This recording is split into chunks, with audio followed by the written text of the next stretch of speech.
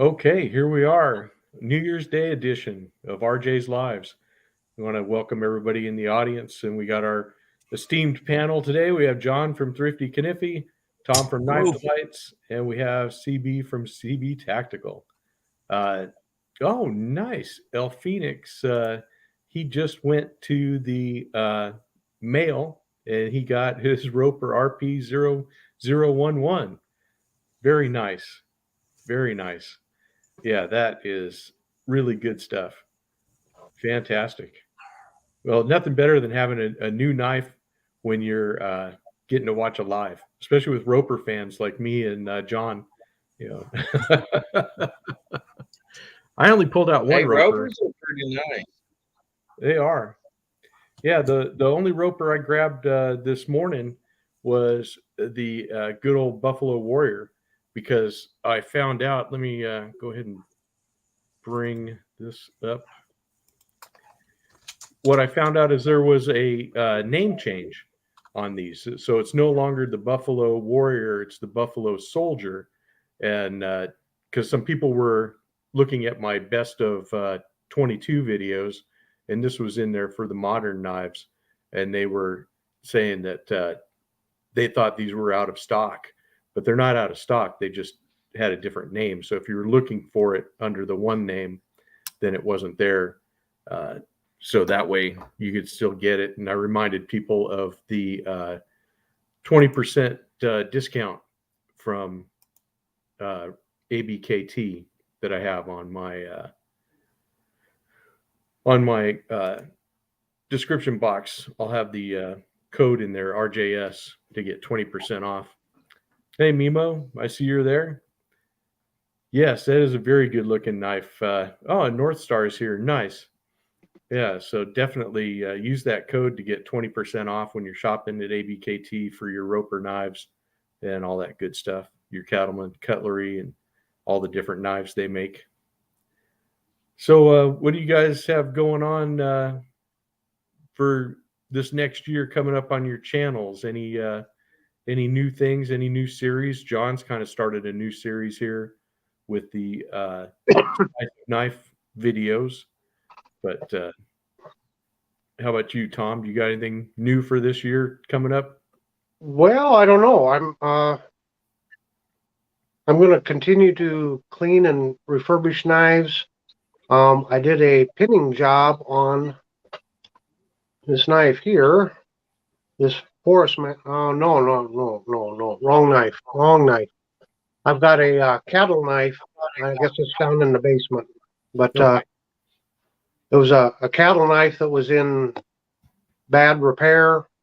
And I took the covers off and I repinned it. And I did shoot a video on that. And that should be coming out in a week or so. So I'm trying to move on beyond just the cleaning and refurbishing and actually being able to repair knives. So nice. That's something there. And then again, with my buck knives, I want to continue to really concentrate this year on filling in some of the gaps on my buck collection. Yeah. Well, that's very cool. I think for myself, I was right now I have a good problem to have where I have quite a lot of fixed blade knives to review. And so I'm going to kind of depart from Fun Knife Friday and do a fixed blade Friday. And so I'll put out a hashtag for that. And on Fridays, I think I'll try to whittle through that pile of knives that I have because it's starting to get kind of noticeable that they're sitting there and they're all looking at me going, RJ, why haven't I been on your channel yet? Why haven't I been on your channel yet? And I'm like, settle down, guys. Right. Knife Delight wants to know North Star's Ray. He's saying, do you want to do a butter knife series? Sure, I'm open. I'm open to anything. Hey, I did a grapefruit knife. I can do a butter knife. I'm sure you could, yeah. And there's quite a variety. I'm sure if you go to your local antique store, you'll show stuff we've never seen before. Yeah, absolutely. Yeah. I don't know. Does Rough Rider make any butter knives? Some people would say that some of the spay blades are good for a butter knife. You make a chef knife. Yeah, they sure do. How about you, CB? You got anything new this year you're going to start trying to concentrate on or take care of stuff? Well, yeah, matter of fact, I'm going to start the year out right, and I'm going to Smoky Mountain Knife Works in the morning. I leave to go to Oh, the you. Smoky Mountains. We're taking a trip, and we're going up there.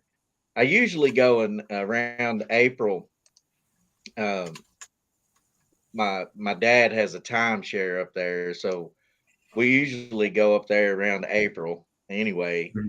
But this was kind of a free trip, and I was like, "Shoot, yeah, I'm going on a knife trip." So I may shoot down to Chattanooga to E Knives and check it out, the in store there. Nice. But my plan is sometime this year, either this trip or the next trip, I'm going to Smoky Mountain Knife Works and I'm gonna build my own fixed blade.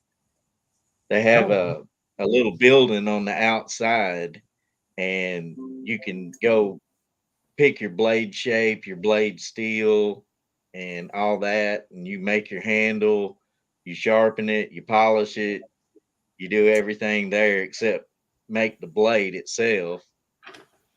And I think I'm gonna try that out, and yeah, I that think that'd sounds be like fun.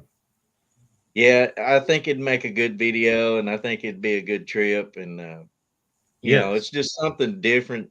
You go to the knife store and you think about all the pre-made knives in the store. You don't think about the little shop out back that you can build your own and say, "Hey, I did this." So I just want to give that a shot and see what it's like.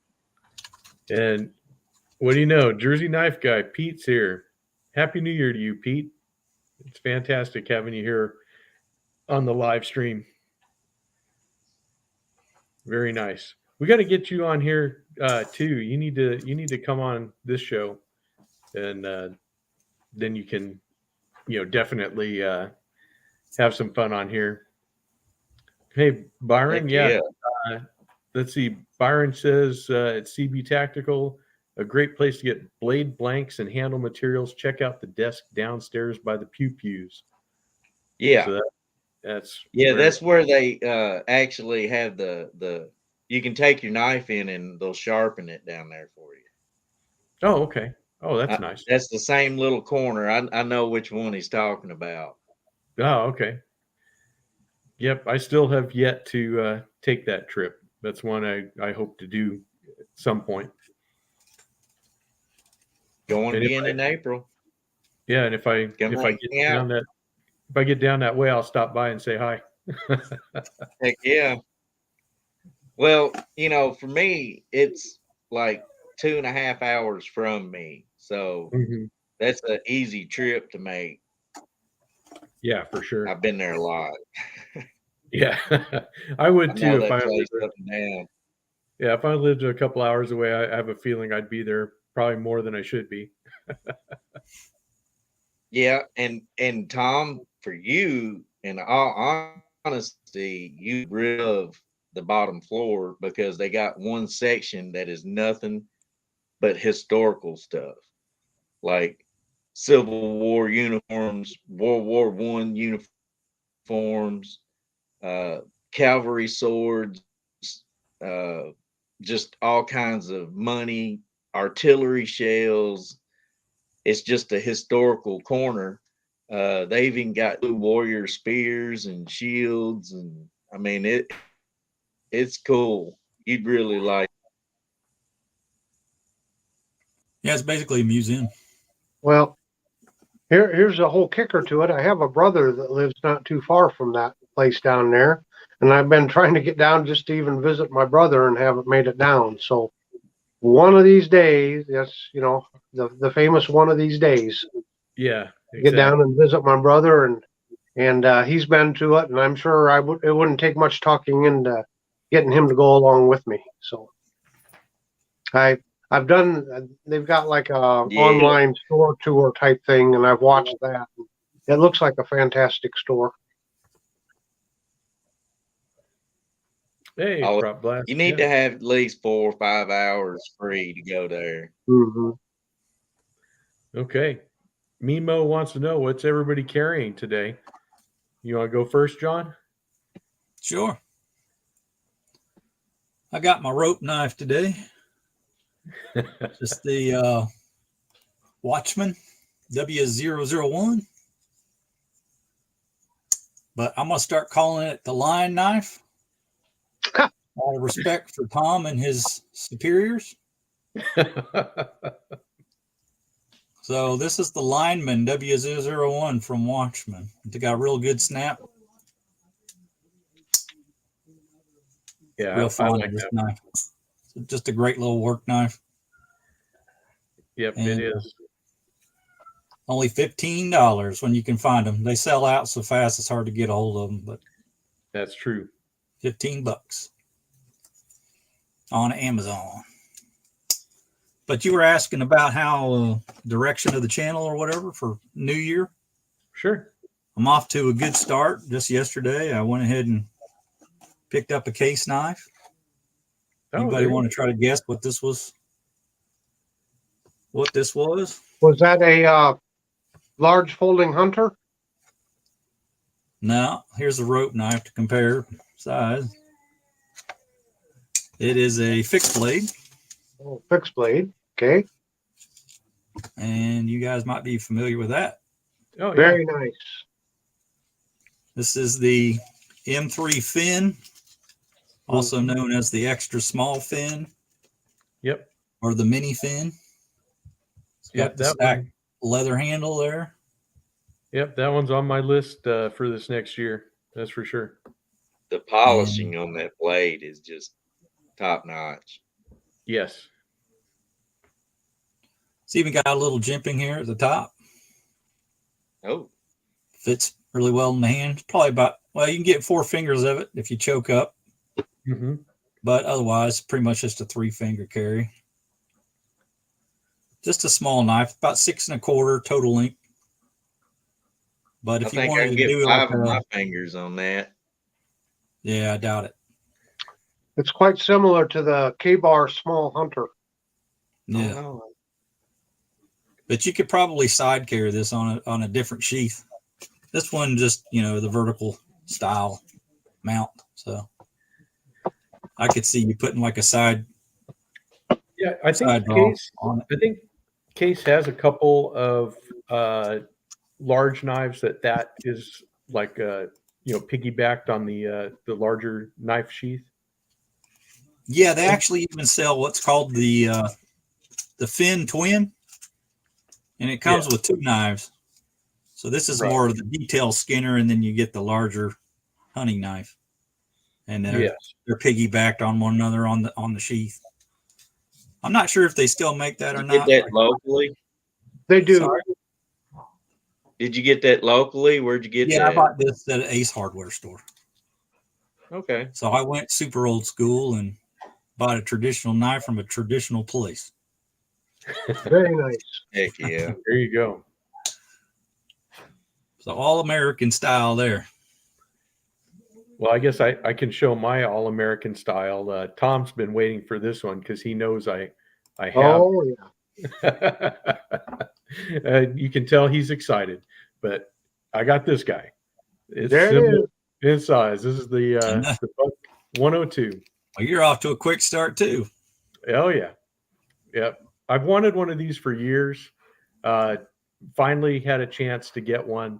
It's slightly bigger than that one. You can get all 4 fingers on it. It's absolutely just a lovely knife. I was carrying it all day yesterday, and I'm carrying it today as well. But yeah, this is great, and the leather sheath still smells really good.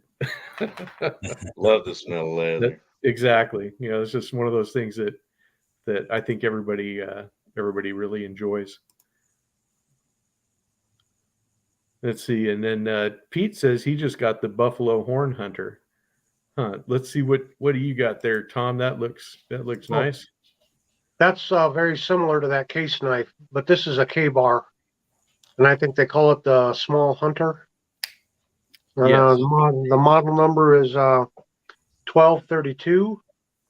And this one, the tag stamp has Cleveland, Ohio on it for when they were based out of Cleveland. So, but to get back to the question of what you're carrying today, this should shock nobody. My Evo Grip 11 and my Buck 112 Slim. And you know, I mean that covers, you know, everything.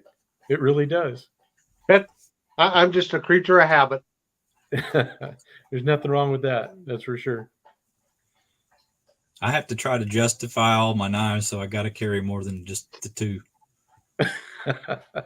Well, you see, I can't sharpen them, so I just use them until they're dull. Then I find me another knife. That way I don't have to Okay. sharpen. Need to get you one of those Worksharp workstations. I would still find I would turn a You would. semi-sharp knife into a butter knife with it. I'm telling you. No, you can't. Sharpen. With But those that would- things, it's foolproof. That would play into the butter knife series because every Right. one of my knives would become butter knives. And you got to remember, CB, anytime they make something that's foolproof, somebody comes out with a better fool.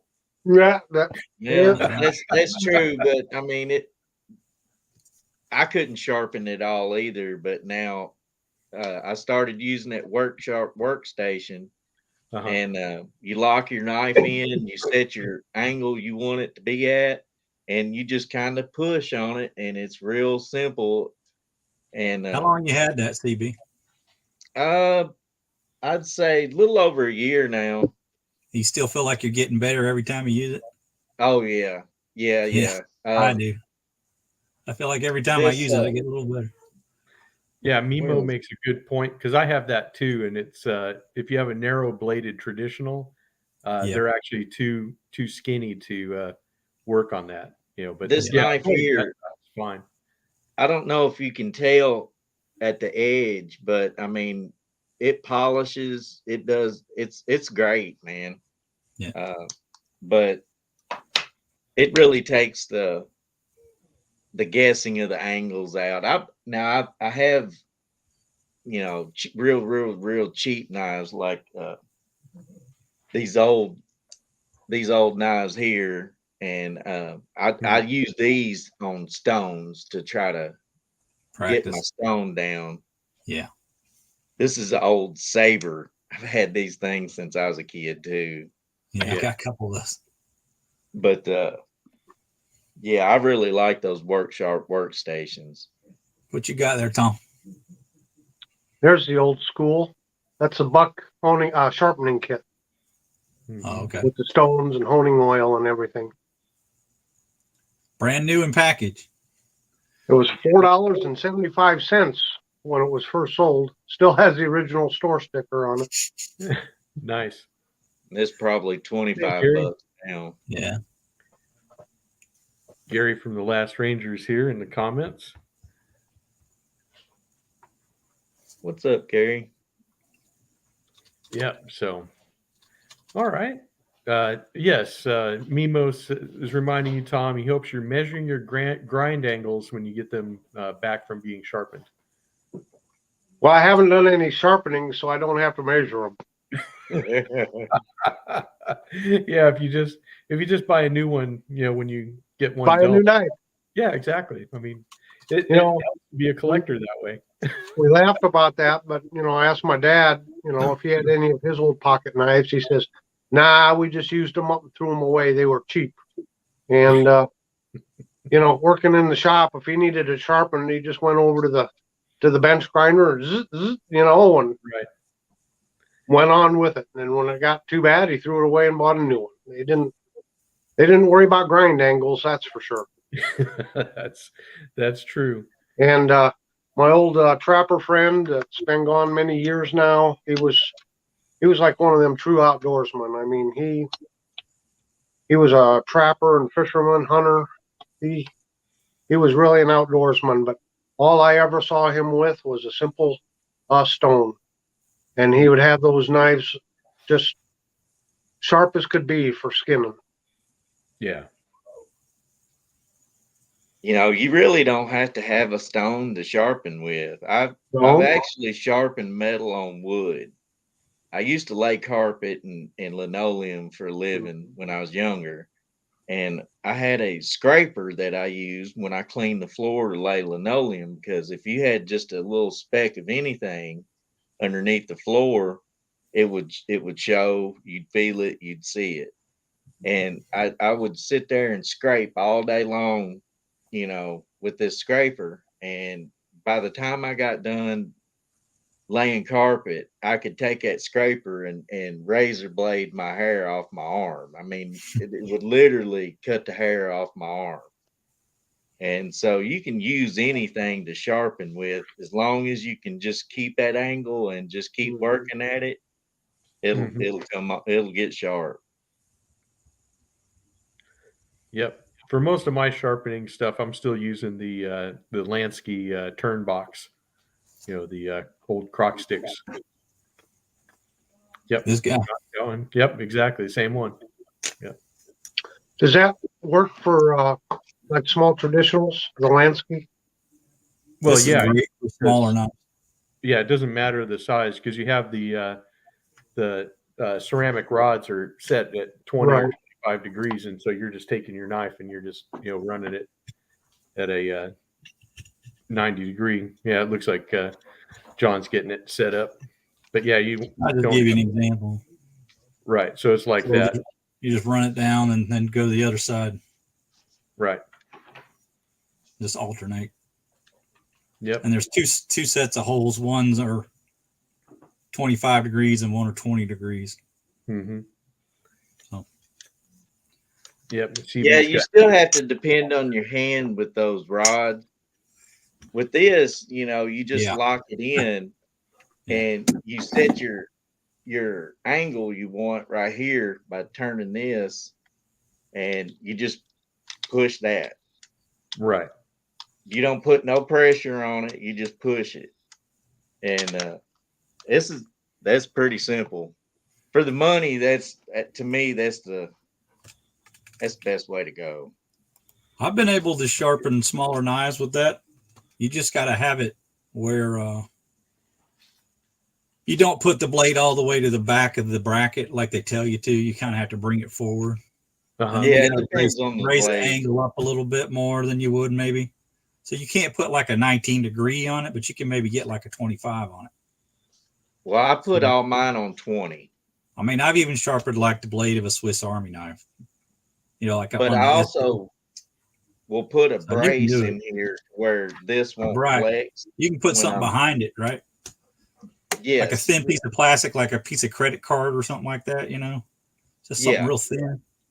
But I mean, for the money, that's the easiest way to sharpen to me. Mhm. Yeah.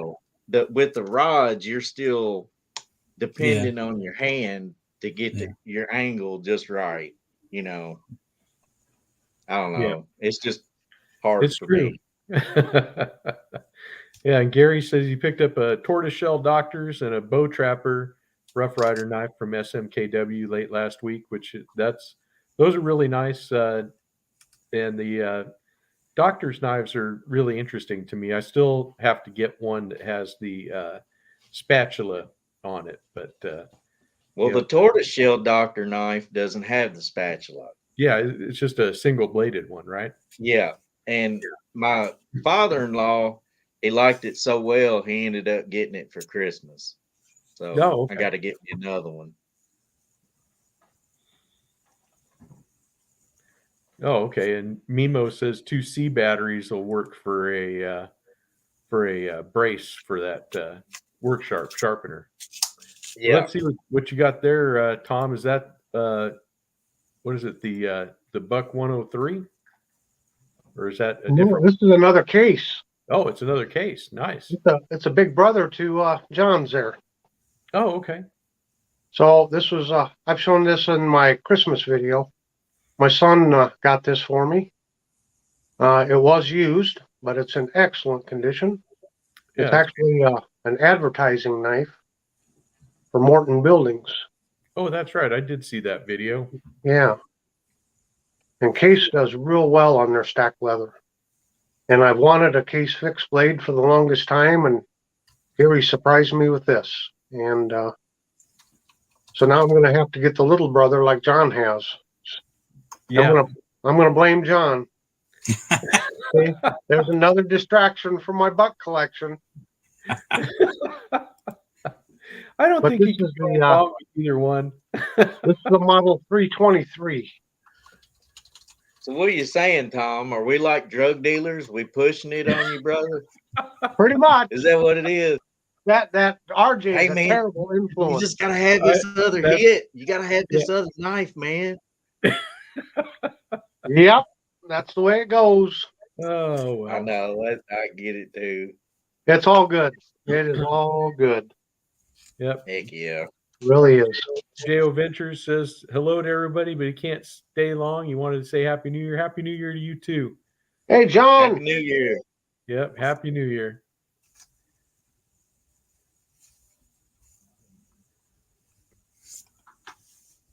Yeah, it's So I actually did a video at 1:15 this morning. I figured I'd bring in the new year right. You know, they say whatever you're doing at the time the new year comes in, that's what you'll be doing all year. So hopefully I'll be doing videos all year. oh, there you go. Yeah, that works. I've had a little time to get some pre-recording done, so I got another one coming out tomorrow morning, and it's part 1 of 2 of that's basically my whole case pocket knife collection. Going through each pattern one by one. It's kind of fun to put them all together at once, you know, instead of just individually or 2 or 3 at a time. And it was kind of fun to get them all laid out. So I'll have part 1 is should be coming out tomorrow morning, and then part 2 here in a few days. Okay, so here we go. We're gonna add him to the stream, but all the way from across the shuck. So our favorite Irishman, Patty, is here. Hey, Patty. Hello there, folks. Happy New Year to you all. Really nice to see you. Happy New Year's Hey, to you Patty. too. We're so And there's glad you CB Tactical. Did I meet you once before on this channel, I think? No, I was in the chat. That's right, because I went and subbed to you that day, I believe. Yeah, I went and subbed to you. Well, did you all have a nice New Year? Yes. It's great. Yeah. You can tell Yep. when people are all over 50. It goes quiet. Nothing happens. And we go to bed early. Do you want to know? Do you want to know what happened? Was there was a big fight in my bed last night because I had 3 dogs that were terrified of fireworks trying to hide between me and my wife. Yeah, and it's so different at 7 o'clock at night when you're in bed, isn't it? Oh yeah, it is. Yeah, a lot different Yeah. than when I was 21. About 9 o'clock last night, my dogs got calming treats. So Oh, we I gave knocked them out. Yeah, I gave mine the calming treats too, but they still were quite fearful. I need to get calming treats for my young pup. He was, again, last night, people were letting fireworks off, and he was under the covers with Sally. Now I was in the front room with the old boy. He just over his head. Yeah. Did I miss what knives you all got for Christmas? No, I don't think you missed it. We were talking about that. Well, maybe you missed it. I don't know. Well, go back and watch it anyway, you know. I had this one there. That was one of them, Patty. Oh, that is just beautiful. That's one of the case knives. yeah, yeah. I'll bring you back up Oh, so you can okay. show that off. Wow. 5-inch blade. You must spend hours polishing these knives. No, a little bit of case paste. This is actually used. My son got this for me. It's a used knife. It was actually an advertising knife for Morton Buildings, but I just used a little case paste on it one time over, and it just shined right back up. And It's in what very model is good that? condition. What was that? What model is that one? This is a 323 5-inch 323. blade. I've been looking at the 302. I really fancy a 302. And I was looking for this, and I haven't done a lot of research, but I'm not even sure they make this one anymore. Yeah, that's a buyer. If I ever seen one of them, I love a clip point, and that's like a trailing point in it. It's beautiful. Yes, it Yeah. is. Got jumping on the top. Beautiful. I really love stacked leather. The only thing The only thing that I'm holding off on is I'm trying to get a UK one first. I want to get a Sheffield one, Sure. and I'm going to be trying my hardest to get young Ashley to make me a nice new one, but like a small one, a little like a front pocket I can just slip it into. Of course, I always try to remind everybody it was Marbles Knife Company that first came out with a stacked leather handle, and their original clip point hunting blade was pretty much set the standard for cutlery makers around the world. That's really interesting. And that was also your nickname in the Navy, right, Tom? Stacked leather. Yeah.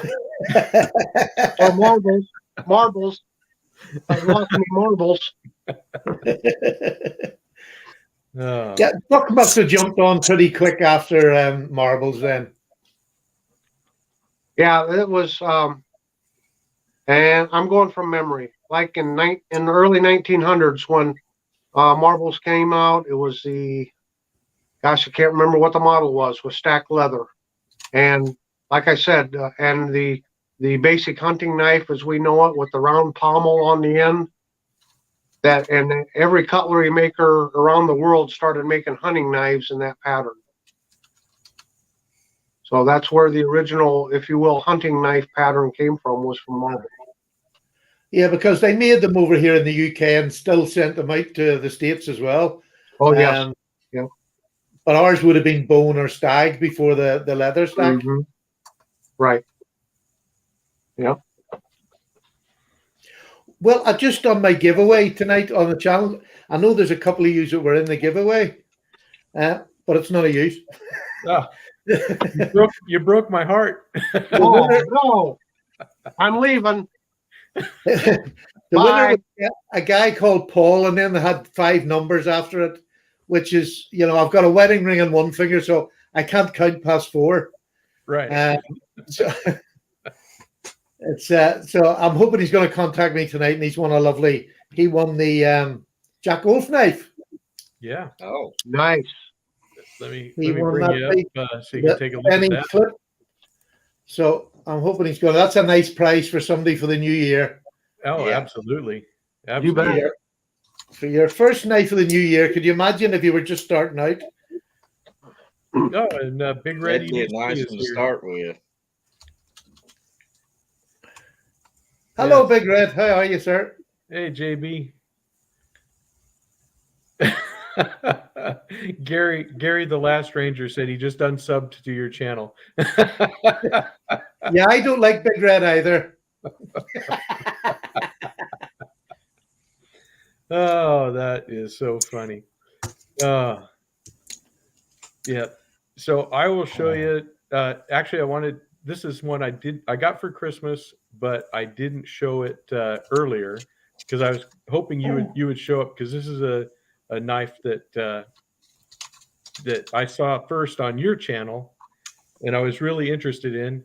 And I got my first Alox sack knife. This is the one with just the one blade.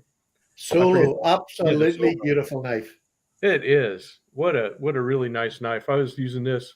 As you can see, it still has some gunk on it from yesterday, but yeah, what a great knife. Really. What a great first knife to give somebody. Oh yeah, I agree with that. They cross buttons, and it's a beautiful knife, really well made. Yes, it is. It's fantastic.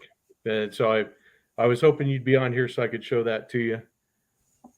Oh, it's really lovely. It's just don't go down the rabbit hole I went down. I think it will a little bit. I think it was a herd of buffalo went down my hole. Yeah, I would like to get a couple other of the Alox models, but yeah, I don't want to go way far deep, because I know that route leads to madness. Yeah. If you're going for a second one, it's too late. Oh, thank you, Zach. Zach's here. Nice. Thank you, Zach. I appreciate that very much. Oh, That Zach. is awesome. Yes. Thank you, Zach. I appreciate that. Oh, and Swamp Yankee Knives is here. He said that's such a dream to sharpen. That's fantastic. Yeah. Happy New Year to everybody. Yes. And to you too, Zach. Thank you so much. I figured you'd be going to your show, so you wouldn't have time to stop by mine. But I'm glad you're here. That's fantastic. I love having all you guys from SKL cross over onto this channel is nice, very nice. Yep. So happy New Year to everybody. If I didn't say it before, you got something to show there, Stephen? No, it's just my wee day pack. I keep a wee pack like this in it. Oh, And nice. talking about Victoria, one Yeah. of my biggest plugs I always give is the Victorinox sharpener. Yeah.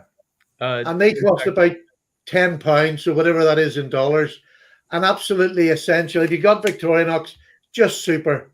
It keeps it sharp all day long. You don't have to worry, and it'll just fit in your pocket like a pen. Yeah. Pete from Jersey Knife Guy was talking about that, and he was talking about the sharpener from Victorinox. He uses that quite a bit.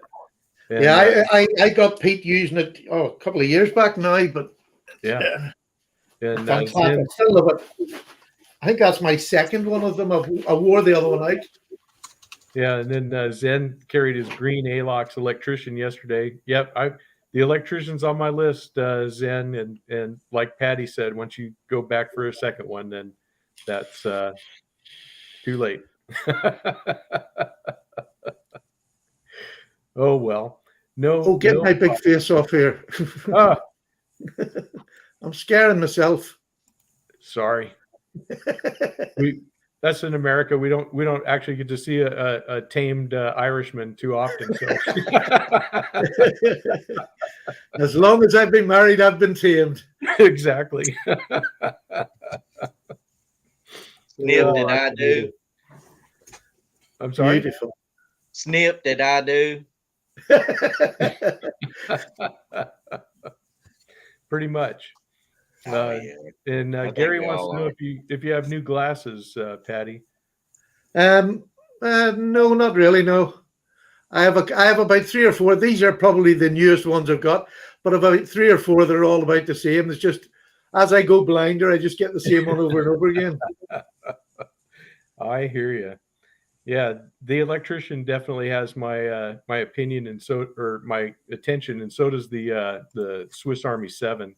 That one too. Oh, you're gone. Oh, I am gone. I am gone. Save me, Tom. What do you got? Well, I just thought I'd jump in real quick again. Another Christmas knife from Mrs. Knife Delights. It's a case canoe.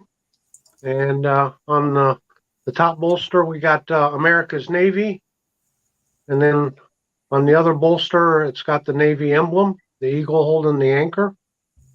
And it's got a battleship engraved in the antique bone. Oh, Yeah. that is the nicest Nice. case knife I've ever seen. That And is beautiful. I thought Patty would enjoy that. He's an old salt himself. So, I watched the video last night. yep. Absolutely drooling. And who was saying that RJ's a bad influence on me? It was RJ that encouraged me to purchase a service knife, something that reflected my service. So yeah, I can blame RJ for this one too. I'll take. I think RJ's one of those modern influencers of YouTube. He just gets on to make people buy knives. He is. He is. I'm starting to catch on. Oh no, He'll be doing shirts and underwear next. you guys have found me out. Well, I think if you've done service for your nation, you should be proud of it anyway. Oh yeah. And if it reflects on your personal items, then so be it. You Yes, earned it. I agree. I think it's a nice way to remember your time in service is to have a nice knife or some other kind of remembrance of those times. When I got out of the Army, they offer you your unit a pistol and with your unit engravings on it, and I was just like, no, I'm good. I'm gonna go home. But now looking back, I wish I'd have got it, because it was a one-off run just for the amount of people in my unit. Yeah. And so, but it's all right. That's So- I got something pretty nice for Christmas and from my wife, and I really like this. It's a tactical Tactile. tactile what's- turn. Just tactile. Tactile Knife Company. Yeah, Tactile Knife Company. Thank you, Thrifty. Now this is the rock wall. They have a regular version in titanium like this, but it's smooth scaled. This is the EK exclusive, and it's in Magna Cut. My wife got me this for Christmas. I really like this little knife. It fits my hand nice. It's pretty light, got good action to it. Deep carry pocket clip. I mean, these are pretty nice. And these are made in Thrifty's neighborhood, so That's right. they're made in Texas. Yeah. And I think they're Rockwall's doing a actually pretty a- good job. Rockwall's actually a county in Texas. Oh, is it? Yeah. Okay. But yeah, this was one of my Christmas presents from my wife. Really love this little thing. Beautiful I knife. just started carrying it, and I think this is going on the trip with me. Absolutely. I would Classy definitely knives. pick that. Yeah, it's very nice. Where are you off to on a trip? I take it I missed that. Oh, you'll love this one. Go ahead and tell them, CB, about your trip that you have coming up. Well, I'm leaving in the morning going to the Smoky Mountains, and I'm going to Smoky Mountain Knife Works for the next 2 or 3 days. I hate you already. Well, hey, my invitation is for everybody. I go all the time. I go every year. Come hang out with me. I'll make sure you have a good time. I know where everything's at over there. I'm too old to get divorced. He'll be your personal enabler. That's right. So I got everything you need. So Thrifty, I got your guns. Everybody else, I got your knives. I'll take care of you. Heck, I'll even break out some moonshine. No, I'll be there the you go. typical Southerner, break out some moonshine. Never trust a man with 2 eyes and a grey beard.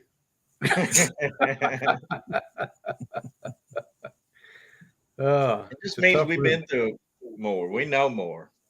It's funny you're talking about tactile. I actually went on to one of the Facebook groups over here, and I put in the search off. You always put in, of a knife you're searching off, and you'll try and get you one if somebody's on the channel.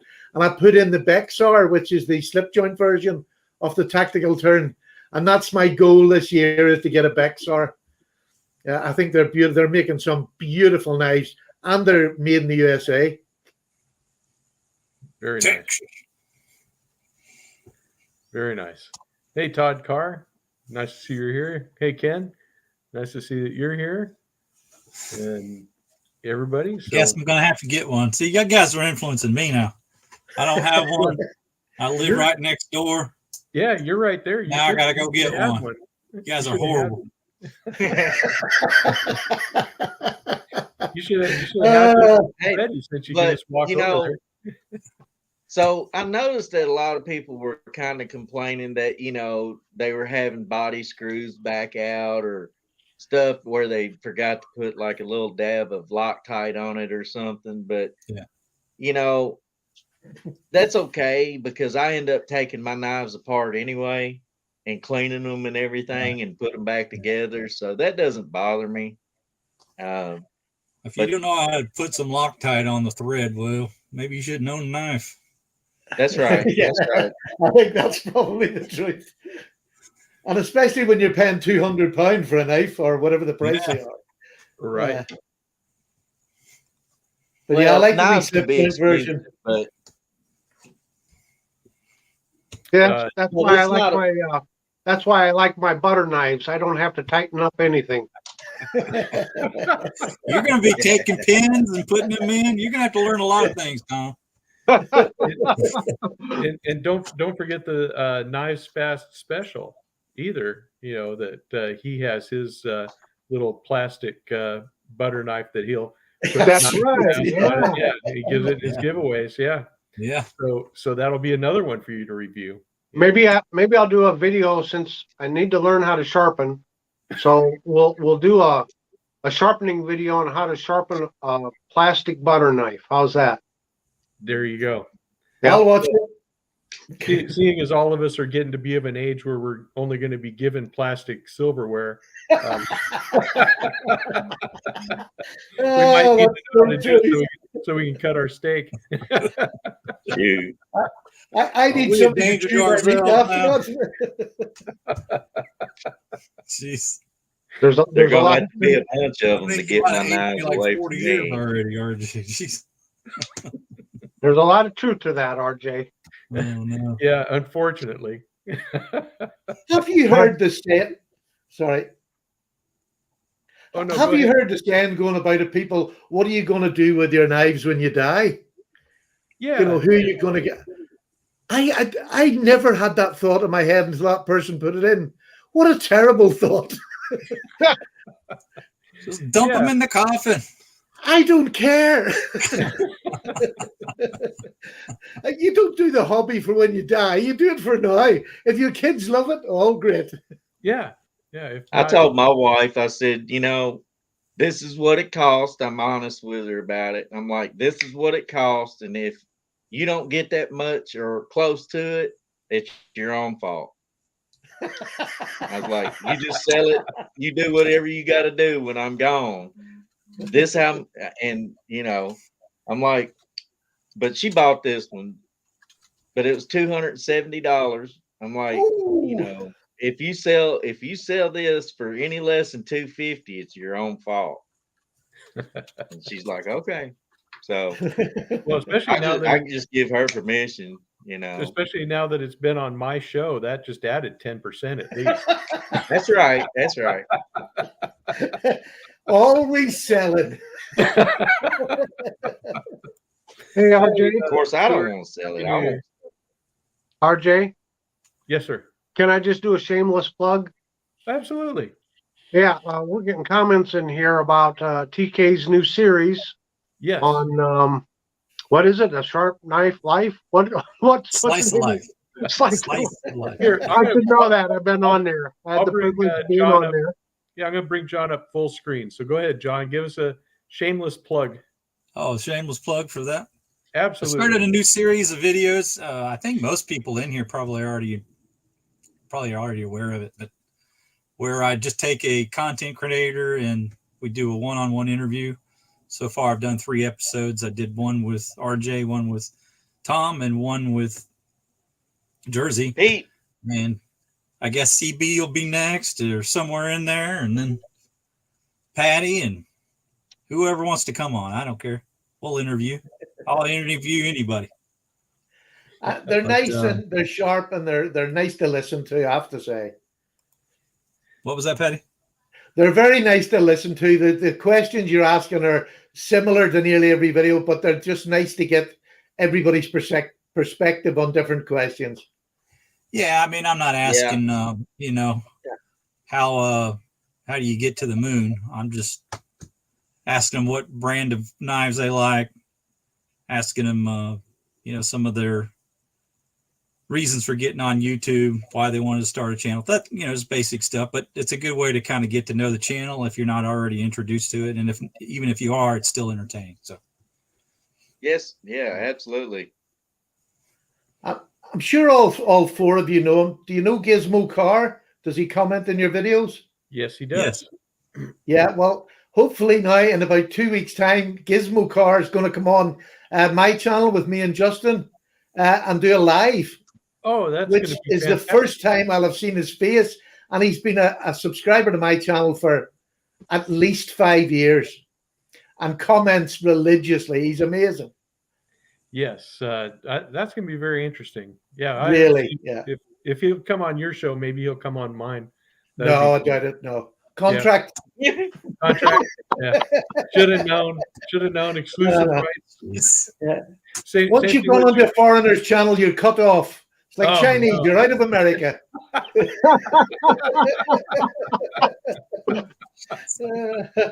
Oh, that's No, Gizmo will be a great guest. I'm Yeah. looking forward to that one, Patty. yes. He is I- Yeah. so knowledgeable, and Yeah. he's so helpful and leaving tips and hints. And when I'm doing something and I screw it up, why he's right there to say, "Hey, this is how you can correct that." So Yeah. he's going to be a fantastic guest. He's one of the few people that if he has got something to say, he doesn't mind writing a 3-page essay on it. Right? And I just enjoy that so much about him. Yeah. Yeah, I've thanked him many times for trying to set me straight, but you know, I'm kind of a hard case to get to fly right. You know, ask Patty; he'll tell you. 5 years and I still he sends me one of them every week. I'll second that, RJ. All in favor, say aye.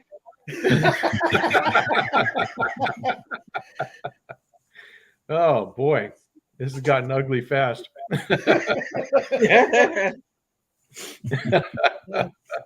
So this is my favorite part of the week, bar none.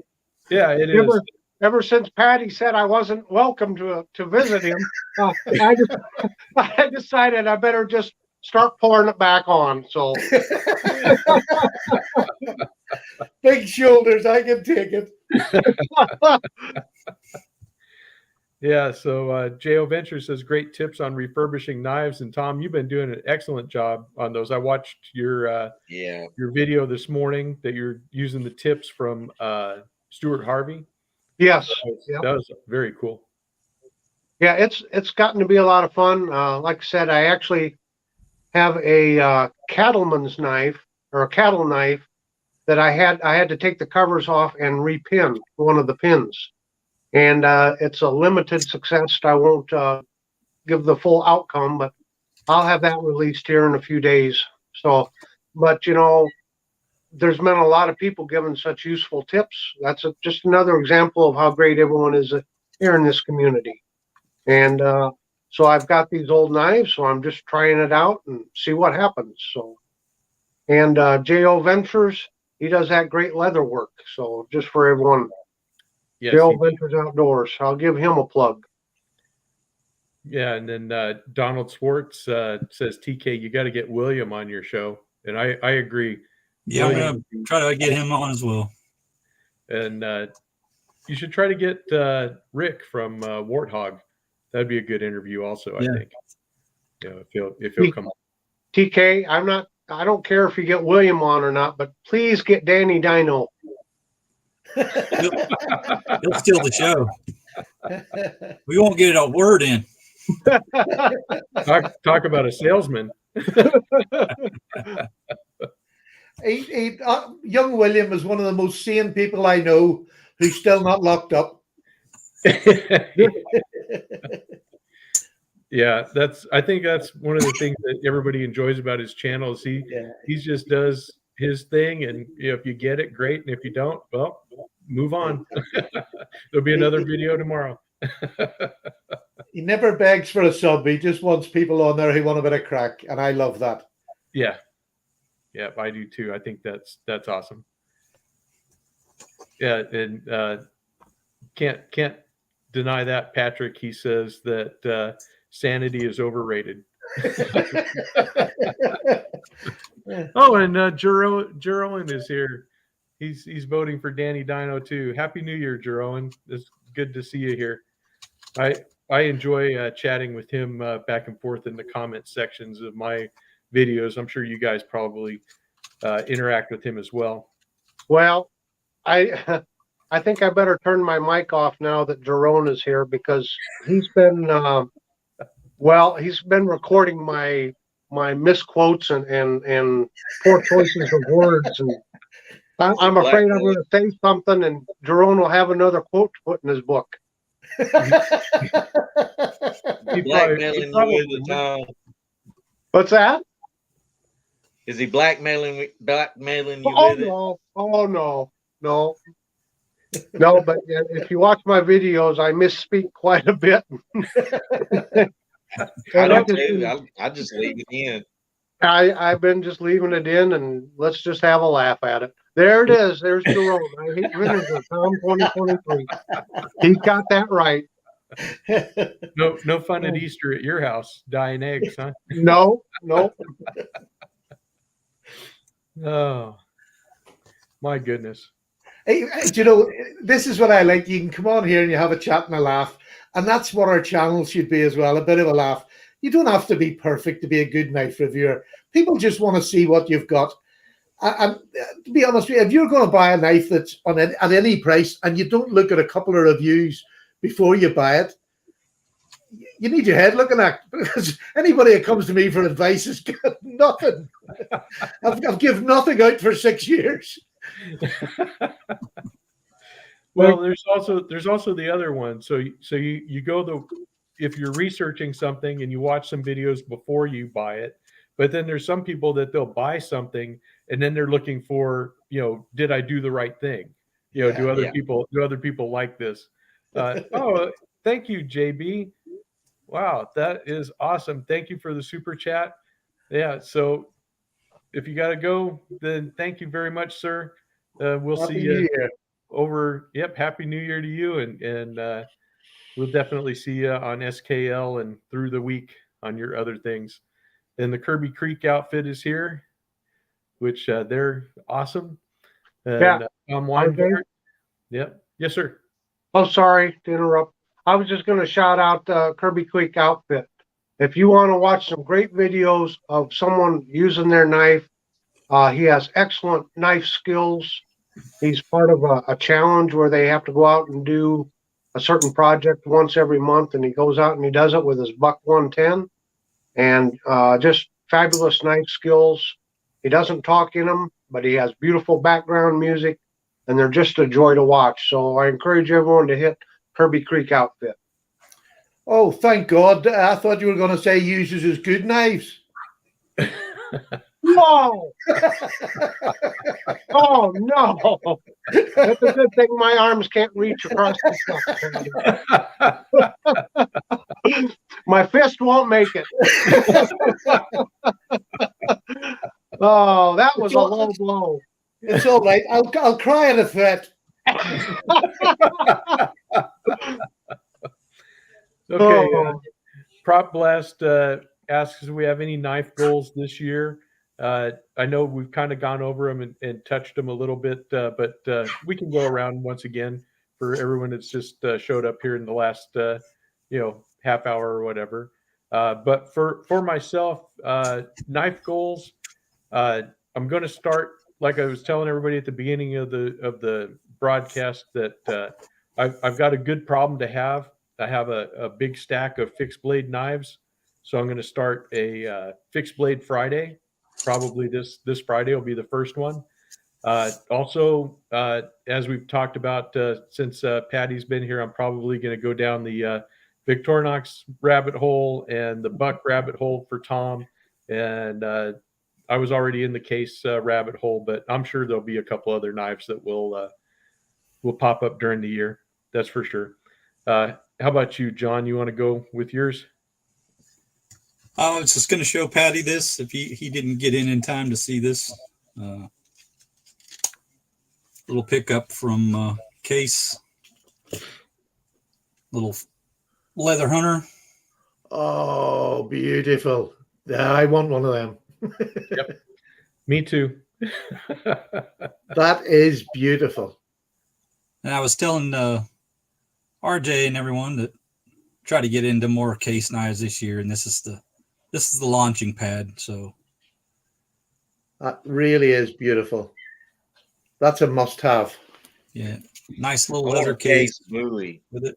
Yeah, Yep, that's been on Case my with a radar lovely chief. for a while. so I was really happy to find this locally and picked it up. It's more of a birthday present than a Christmas present, because I got that coming up soon. So I went ahead and jumped on that. That's a fantastic knife there, John. Thank Yep. you. I agree. I think you boys have really turned me on to small fixed blades. There's no point in me having bigger fixed blades because I don't get the carry, and I've got enough. Do you know what I mean?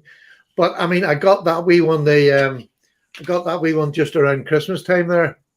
That's the QSP, Oh yeah. the neck muck, Yes. and The it's just a duck wee neck knife. This is fantastic. It is Yeah. such a comfortable little knife. Really beautiful. I can't recommend it enough. I'm trying to think what the steel was. I think D2, and it was about £37, so it'll be much cheaper over in the States. And that's a QSP. A Yes. QSP neck Yeah. muck. Yeah, I saw your video the other day on that. I really like that knife. That's nice. I think those go for like 43 here. Right, yeah. 43, 45 bucks. Honestly, I highly recommend. I just slipping it. I carried it in my front pocket and just slipped it in because it's so slim in that sheath. You don't feel it in your front pocket. It's absolutely fine. And I really enjoyed carrying it. Yeah, and if you missed this one, Patty, from the beginning, I got a buck 102. I just said I want. Did I say 302? I meant 102 earlier on. That's the one I want. Yeah, the little That was woodsman. on the list. This one, I got to tell you, I carried it for the first time yesterday, and what a great little knife. I really Beautiful. like this one, and just so easy to carry. You know, that's the nice thing. Here is the sheath for it. Beautiful. They're not that big. They're just right. They're just the right size. I think I would buy them and get a Kydex sheath, just a wee thin pancake type one, so as I can put it in my front pocket or back pocket even. Do you know what I mean? Yeah, they have a lot of those. What do you got there, Tom? You got one of your. Go ahead, finish up there. Go ahead. Oh no, it's okay. I was going to say, Patty, that's something similar to what you have there. Very similar. Beautiful. This is made by Dispatch Knives, so it's very nice. D2 steel, great handles on it, Yeah. Yeah. and it comes in a basic leather sheath. I like Beautiful. yours with the what is it, Kydex or plastic or whatever. Kydex, it is. yeah. The Kydex sheath. I like your Kydex sheath. Hey, Tom, Yes. are you familiar with Bob Ross? The The painter? painter, yeah. Yeah. Yeah. He uses a blade very similar to that to cut the paint and apply. Yes. He Oh does. yeah, he does, doesn't he? A little Yeah. palette knife. So God, I Yeah. haven't heard anybody talking about Ross for years. yeah. Hey, we all like a happy little tree. We do. Happy little cloud. And our lives are full of happy little accidents too. That's right. Bob Ross was the man. Oh, So I guess Yeah, my Bob. knife goals for the year would be, I always give my viewers the chance to tell me what they'd like to see. I'm willing to get it and do a review on it for their benefit. But I got rid of all my subscription boxes, Barrel and Blade, Tac Pack, Going Gear, and I'm actually switched them up with Blue Creek Knives Knife Nerd Max box. yeah. And then I'm going with Knife of the Month Club, their Onyx plan, which is their premium knife of the month, and their fixed blade plan. I'm going to check them out this year, see how those go. But their fixed blade of the month is $45 a month. And I think, you end up getting a $70 to $90 fixed blade for $45 a month. Pretty good deal. I think that's about all I have in store for this year so far.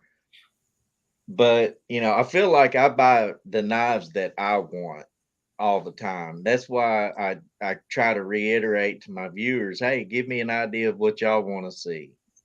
And that way I can do reviews on stuff that other people want to see. I just feel like I'm dominating my videos with what I want, So I want to try to do that this year too, for sure. Yep. I'd be interested to see what the Blue Creek knives do You saying is that a monthly box or is that semi? Yeah, that's a monthly subscription box, okay. and their max box is $145 a month and free shipping. So it's $145 a month, and so you get a premium knife. I think you get everything in the cheaper box. Also, you get quite a bit of knife stuff, cleaning stuff, oils. I It think looks like it might be yours pretty is a good. member of one of the levels of the Blue Creek Knives box, right? That's why we got to get him on here, RJ. Yeah, he has the basic subscription. It's Basic not one?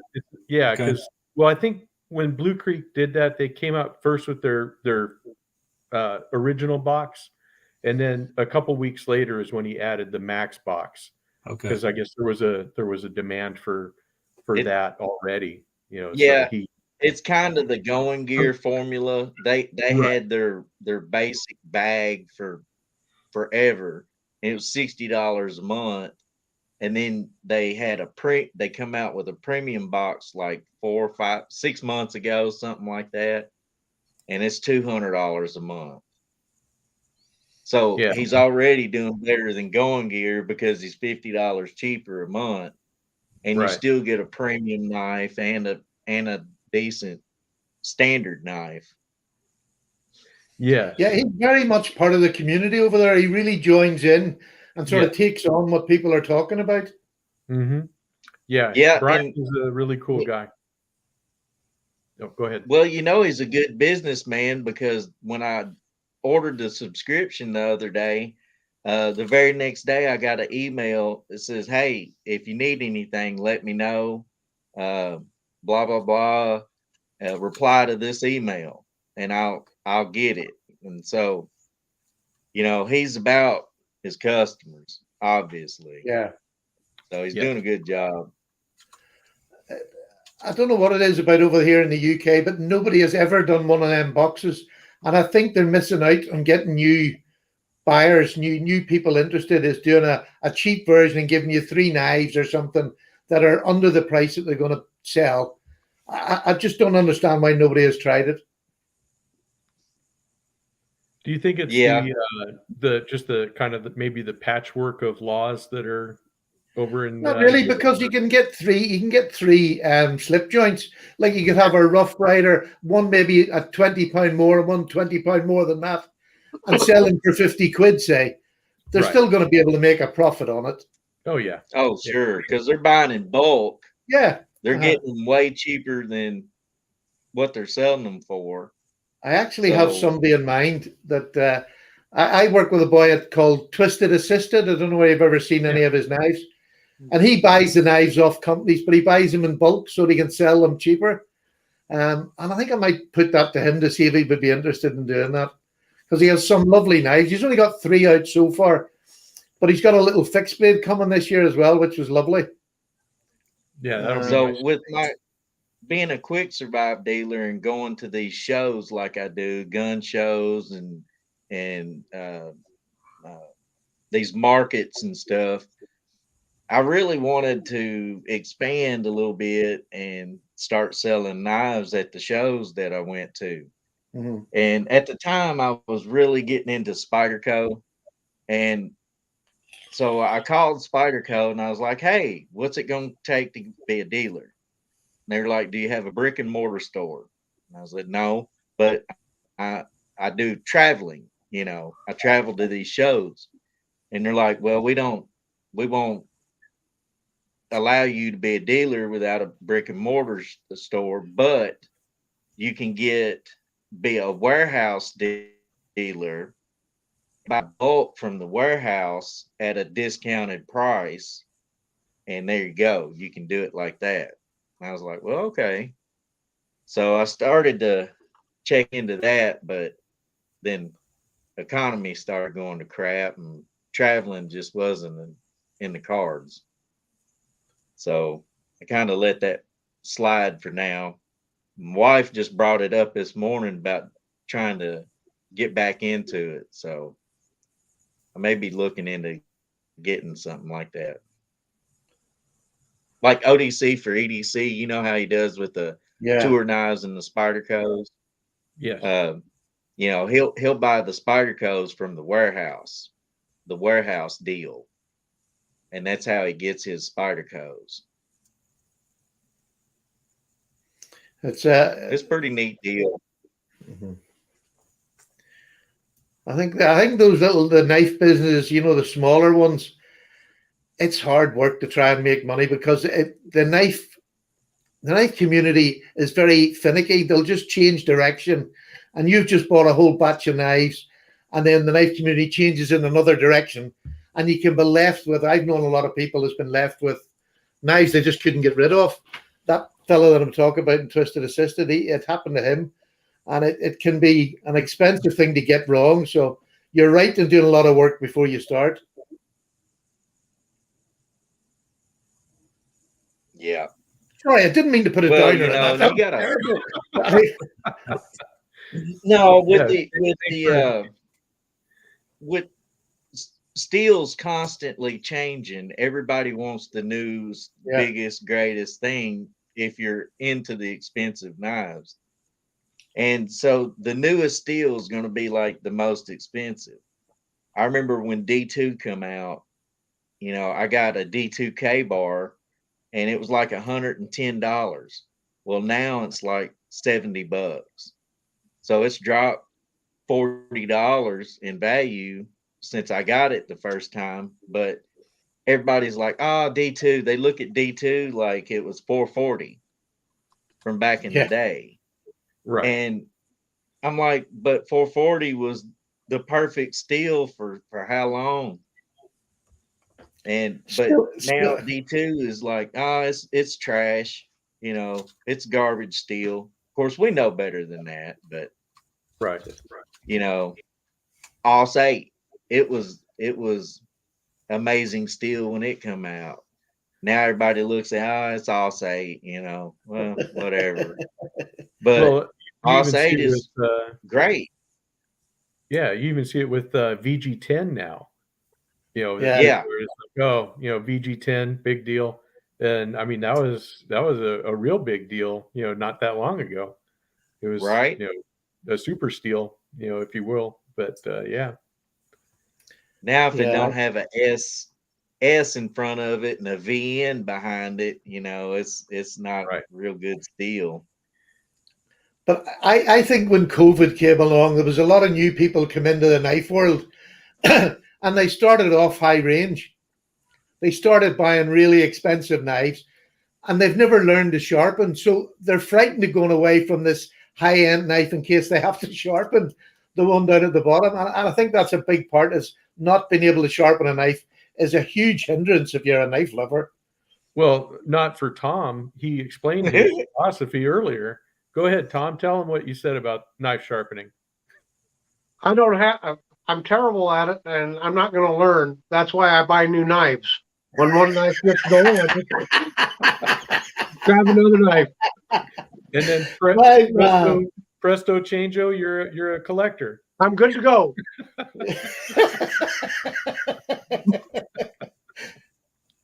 Oh dear. That's why bring you on for your next interview, and I ask you, why do you collect knives? It's because I can't sharpen them. So Yeah, you know, I've get been get that. listening to them. I would like to bet you could get a good edge. I couldn't believe RJ lowered himself to buy, you know, something with 420 HC.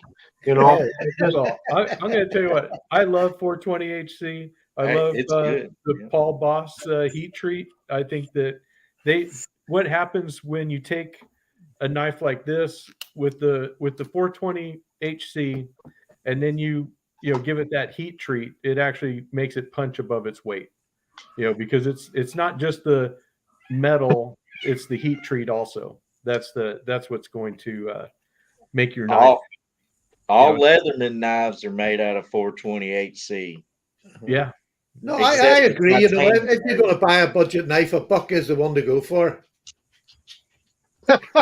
Yeah. oh, Ouch. Patty, Ouch. Man, that flew under the radar. I didn't know you had to wear a freaking cup in this room. Good hold grief. on, hold on. Uh, Oh. oh, you big T, sit down. I'm gonna have to put my ballistic vest on.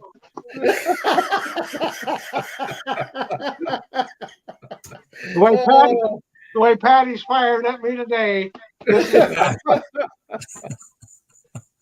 Do you know, Tom, I can see why you would have made a very good policeman. Jesus. Oh. You've got a great personality for a policeman.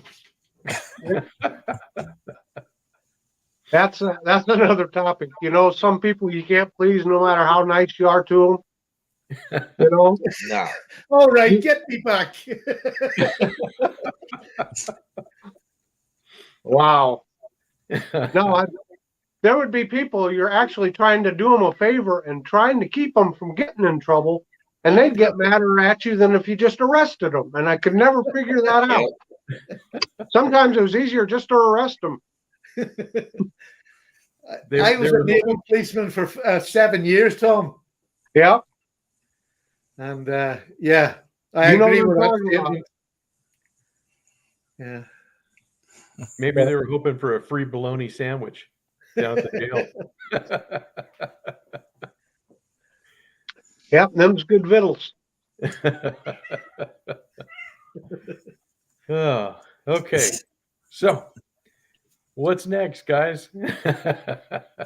Well, we should in honor of Patty, I just got to break out a buck knife. Okay. How about this one? How about the Spitfire? Yeah. the Buck It was a marvelous plane. Yep, it sure was. I've had a few buck knives, but I don't think I've had the Spitfire, and it looks like a handy wee knife. Isn't that the one your wife loves? What's that? Is that the knife your wife likes? She has the small Spitfire. There's a mini That's right. Spitfire. Yeah, I've seen the It's, video. got a green handle to it or cover, but yeah, That's it's a very one nice my knife. wife- It's one of the moderns. Yeah, my wife liked that one, Stephen. Is it your? I knew there was somebody put a video out, and then had the big and the small as well. Yeah, because there's the mini. You see, I like that one. I think I like the smaller one more than the larger one. I don't know why, because they're very similar. Are you ready, Jerome? I can't see through my hands. There you go.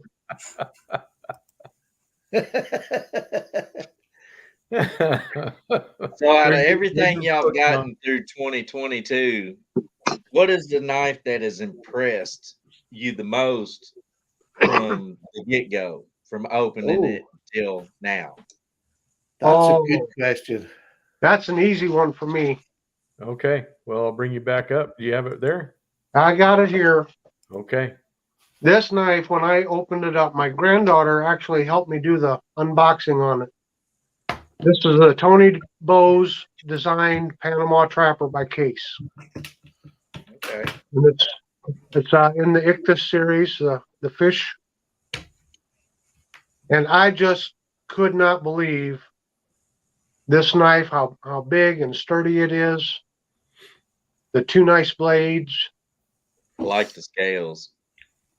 Yeah, the scales are in the purple curly maple is what they are. Yeah. But just look at that Skinner blade on there. Pretty. Yeah, that's nice. This knife, of all the knives I bought, looking at it in the magazine or seeing it online, I was not prepared for how nice it was when I opened it up. Heck yeah. That's nice. Very nice. With a lot of knives, you kind of know what you know what to expect when you get it. You're maybe familiar with it, or you're familiar with a knife similar to it, but this was just a total surprise. That one threw you off your buck collection there. It did. It did. That's a That's nice nice, one, Tom. I enjoy seeing it every time you show it. Yep. For me, it was easy. It was more a modern knife, but I still love this petrified fish Victor. Yeah. This one Beautiful. was definitely knife of the year. I love the action on it. Love the clip point on it. This one, it just, closes like a dream. It's just, really a very, cool knife in my opinion. I like this one a lot, and that impressed me right from the get go. I liked it right from the start. What model is that one? That's the Victor. I think it's The the Victor. PF Yeah. 03 or something like that. 03 FP or some PF. I'm not I've yet to get a their petrified model fish. numbers. How about you, John? Well, I have to say, Yeah, go ahead. go Siggy. ahead, John. Well, this was actually a freebie. It was the one that I got for ordering all that stuff on Black Friday at Smoky Mountain Knife Works, and it's a Schrade. Nice. It's $588 is what this thing costs, but it is a liner lock. It's got good action to it. I love the blade shape. It's kind of Nice. It was beautiful. Yeah. a modified Warncliffe. I wouldn't say kind of modified a- cheap, but More like a modified spay blade is kind of what it looks. It looks like a spay blade on the front at the point, but then it has a lot of belly in it. yeah, it's got a lot of belly. But the only thing that I don't really honestly care about is it's tip down only. Yeah, I can't change the pocket clip on it. I'd rather it be tip up, But other than that, for $5.88, this is an amazing knife. And I'm talking about, I'm a person that's got a $425 knife, and I'm gushing over a $5 knife. This Nothing is wrong with crazy. that. No, I know, but it's just I didn't expect it when they put it in the cart and was like, "Yeah, you're getting this one for free," and I was like, okay," But I was really, really amazed with this. It didn't have a name; it's just a Schrade number. Right. But I mean, I tell you what, if you want to give somebody a good gift, I think that was a good one to give because it's textured grips here. It's like a rubberized grip, so it's really comfortable in the hand. It's Very got nice. good jimping on the back. So, yeah, that's the one I'm most impressed with for this year. I think that's one of the joys of the knife world is finding And the something angry that's really watermelon. basic, really underpriced, and it's just a fantastic knife. And it just shoots down all your own theories about what's good and what's bad in price. Right. Yeah. Okay. Let's see what you got there, John. What's that, John? I'd have to give this a vote for probably certainly top 5. I think values of the year. This is the Rough Rider Apta series with the Micarta. I think yeah. a Is lot that of like a people denim are micarta?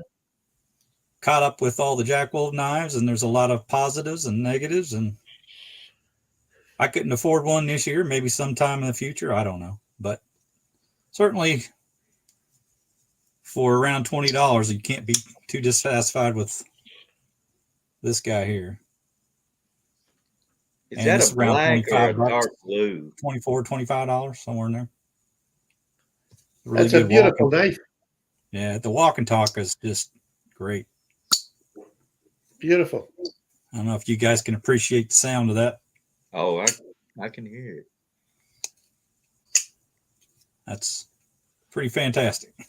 Heck yeah. It's just one of those things that really tickles my fancies when something's got a really good walk and talk on it. Yeah, I'm with you there. If you watch the video with Jersey and I, we both agree on that. Just one of those things that we really look for in a traditional knife or a modern traditional knife. Right. Absolutely. I think Frost Cutlery kind of put a bad taste in everybody's mouth back in the day, because they were really super cheap back in the day. And then when Rough Rider come out, they kind of had some of the weird patterns at first, kind of like Frost Cutlery. So I think a lot of people put Rough Rider in the same category. But now Rough Rider has become 10 times the company that Frost Cutlery was, and making way better product for the same amount of price. Yeah. I'm really Yeah. impressed with Rough Rider here lately. It's funny, I've been pushing Ganzo again this year because Ganzo are now selling in America. Right. And they're going back to their original ones, which were 440C. I love their original knives. They were absolutely amazing with the Benchmade lock sort of thing on them. They were amazing knives. I actually bought a new one this year as well. It's the copy of the R2D2, but it's in 440C and it has an axis lock, so it's not a copy. But it's one of the best knives I bought this year. Yeah. Great little knife. But John, this would be that would be my one that shocked me. This is one of the old Hickory. And I was looking for small fixed blades, and I seen this. It was for buttons. It was dead cheap. And I thought, I have the big old Hickory that I use in the caravan. Right. But I thought I'll order this one to go with my little small fixed blades. And I forgot to put it in my video. I have used a life. It's supposed to be a paring knife. I've used it for absolutely everything. It is such a good, super, super knife. And a lovely little leather sheath that I just slip it in my pocket. But it's a fantastic, if you ever see one, they're probably under $10. They're just fantastic. Yeah, those are really cool. That's a true potato peeler right there. It's exactly what it gets used for. John, there was a question about the APTA. They wanted to know what steel Rough Riders using VG10. VG10. Okay. I wasn't sure myself. I haven't got on the APTA train yet. Do you want to know the only thing that's put me off them? I think they're beautiful looking knives, but the boys over in this country, when they bought them, I don't know whether Rough Rider just sent a bad batch, but they had awful fit and finish problems, like big gapping, and that's the only thing that's put me off buying them, to be honest, because I think value for money, that knife that John held up, 3 times the value, at least with VG10 on it. Yeah. Yeah. Well, that tortoise-shell doctor's knife I got a couple months ago, the fit and finish on it was case quality. I mean, it really was. No, it was good. I was waiting for someone to jump in there on that. Well, Rough Rider will run the two gamut case on their knives, quality. so They will. They'll have some bad ones and they'll have some good ones. It's you just got to be ready for anything with them. Well, it's like the old saying goes, it must have been made on a Monday or a Friday, Monday morning or a Friday afternoon. Yep. I'll take the Wednesday ones, please. Hey, RJ, since you're doing fixed blades this year, this is one you need to put in your collection to go along with your folder. Okay. I've said it before, but you keep dragging your feet. This is the off-grid backcountry. This goes with your rapid fire. Right. Yeah, it's a heavy boy.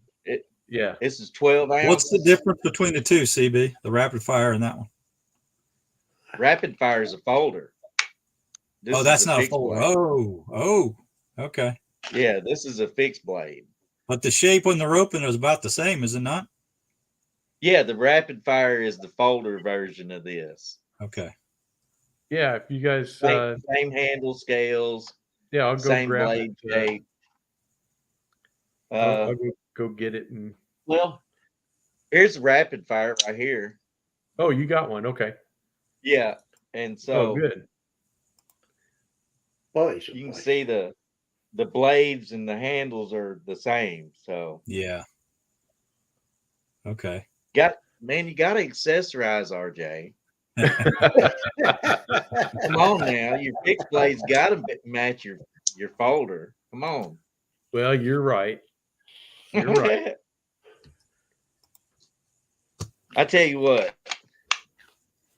I'll just go ahead and send this one to you, Oh, so you don't have to. So you don't have to buy you one. Merry Christmas. yeah. Thank you. I didn't expect that. Wow. Thank you, CB. I appreciate that. I'll do a Man, review you know on how I it. do things. I do. I do. Suburban Jack's opening a package right now as we speak Oh, that I is that sent right? him. Nice. Yeah. I've got somebody not far away who's waiting for a buck knife, but I'm going to leave it another couple of days. We've had postal strikes here all over Christmas, which was just a nightmare. And I'm too frightened to put it in the post and losing it. So I'll probably send it out. Maybe give it 3 days to get over the new year, and then I'll send it out to you, Tom. Okay, that's fine. That's fine. The post has been horrendous here. They went on strike on the Thursday and Friday before Christmas, so everything's just backed up. Well, that's And then the week before that, they had 2 day strike. At Christmas time, what a time to do a strike. It's just, Yeah, I thought it was awful.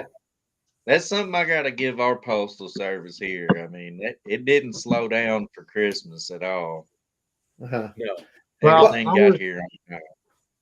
ours did because of the blizzard, but that's not on them.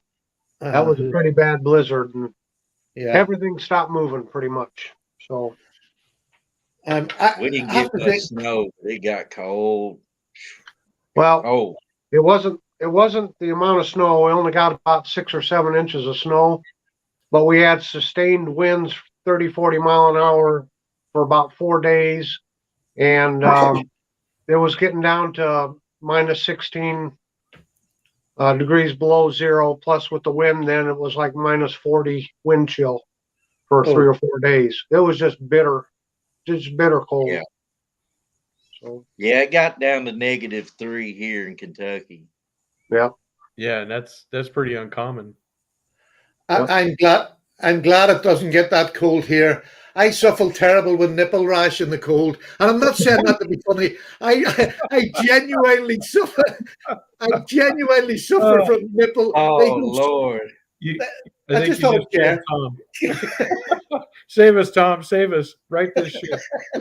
I can't. I pulled out a green handled knife in honor of Patty, and he made me laugh. I almost dropped it and stabbed my foot.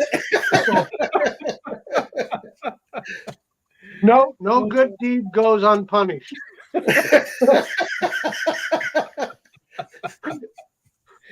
Well, anyway, here's to you, Patty. Luck of the Irish to you. Now, this is a Sarge knife.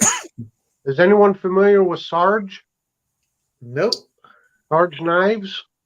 This was made for the National Wild Turkey Foundation. Just a really nice small fixed blade that found in one of the local antique shops. So, just thought I should Beautiful looking, leave that knife. with you. What's Like that? that handle shape. Beautiful Yeah. looking knife. The blade is gorgeous. It is. It sure is. It sure is. And it comes in just a basic sheath here. Pretty nice sheath. Well, Yeah. that's all you need. So that was probably exclusive to the National Wild Turkey Foundation. No, I found a Sarge website, and they're still selling this knife. So Oh, okay, nice. SARGE. Very nice. I know what I'm buying Patty for Christmas next year. Band-Aids. I was afraid to ask. That's right. The wife gets me tassels every year. I guess those would help with the nipple rash, though. No. No, but she has fun chasing me around the room. Oh, Oh no! All I can see is Patty Patella Peter. Peter. Helicopter, helicopter, helicopter, helicopter. I was hoping somebody else was going to say, "Yes, I suffer from that too." No, I think you're alone on that one. Oh man. Damn We it! try not to wear too much wool over here. It's cotton is softer. Oh, Oh, too much, Patty. oh no. Oh no. Pete has a visual. Oh, there's another one going to bed early. Oh, Oh, I've really brought your show down. I'm sorry. Shoot, no, that's this is okay. awesome. No, This is a great way to start off the year. we Yeah. just love it, Patty. We're all having a blast. Can Yep, you tell why I absolutely. broke my nose 5 times? Yeah, I can. Yeah. Now, you're just making me jealous now, you boys. These are lovely. Now, this is an old K-bar knife, and I had showed it earlier, but it's kind of just about like TK's case knife there. It's a small Yeah. hunting knife. The, So, yeah, even this is, the UK ones look very much like that. yeah. So, yeah, you can tell it's old and it's been used, and it's starting to loosen up. Need to probably get it tightened down, but it's an older one, probably from the 70s or 80s, I believe. Yeah. Is it true? I was watching a video during the week, Tom, and it was somebody that was saying that it was Marbles that invented the K-bar knife. No, Marvel's first was the first to use stacked leather handles. Yeah, I knew that, but I think somebody was saying in a video, maybe it wasn't Marbles. Well, they introduced with the stacked leather knife, and if you'll give me a minute, I'll look up my notes. But they're basically responsible for the design of what we consider the modern hunting knife. Right. Because cutlery companies around the world kind of went with their design. And if you give me just a minute, I'll look up my notes here. You know, I think I'm talking about the K-bar, the fighting knife, the Marines had them and things like that. You know, the big K-bar knife. K-bar, yeah. No, they didn't invent them. Again, that came off of a Marvel's design, because Right. the military knives were still based off of that very first Marvel's knife. Right. Okay, I can get you one of the. It's a Mark I USN K-bar knife. I'll get it out here. Oh, lovely. Thanks, Tom. Yeah, it's so interesting because all the companies seem to, at some stage, have all mixed in with somebody else, and they've changed hands so many times. And that history is really interesting. Okay, Yeah. Oh, that's, So- yes. now this is a replica, and it's in some ways not a very good replica, but Marvel's came out with the round pommel. I just can't remember what the model was back in the early 1900s. I'll look it up here, but yeah, this is the USN model, the Mark I, and this was designed for use on board ship. Right. It didn't have the big fuller then. That was added later on. Right. Now, the model for the Marine Corps was what, another inch or two longer than this. Uh-huh. So it was more designed for, jungle warfare and like that as a fighting knife, and this was more for shipboard use. Right. However, and I don't know this to be a fact, but it just seems to me for sailors, they were much more likely to engage in what we'd consider combat over in the Pacific theater, because they were on the beaches and they were running bases, cleared out from the jungles. So Uh-huh. they actually did, some one-on-one fighting over there, where the sailors more over in the Atlantic theater, it was pretty much just shipboard, Yeah. naval gunfire support and like that. So But yeah, this is the USN model, Mark One. That would actually make a really nice bushcraft knife as well, to be honest with It you. would. Knife. There's a lot of good reviews on this knife here. Lovely camp knife. And then it comes with a traditional style sheath. They're nice. Tom, the Kirby Creek outfit had a question about marbles. Did they produce the Air Force survival knife? Do you know? Camillus. Okay. Let me look up my notes before I answer that, because It's I want to It's say they Camillus. submitted for it and somebody kind of just copied their design and came in at a lower price. So it was basically their design that was awarded the contract. I want to say Camillus, Camillus. Yeah, I think you're right. Yeah. but it was kind of based off of a marbles design. So let me check my notes here real quick. Sure. Yeah, that's what a lot of people don't realize about the military is everything goes to the lowest bidder, Yeah. you know. Or And the congressman's son. so Yeah. when I went to Iraq, my colonel presented all his personal security detail with these K bars. It's got the U.S. Army emblem on it, and these are Operation Iraqi Freedom K bars. Nice. Very Yeah. nice. The stacked leather, but these are the ones that he presented us with. It's just a thank you for keeping him safe.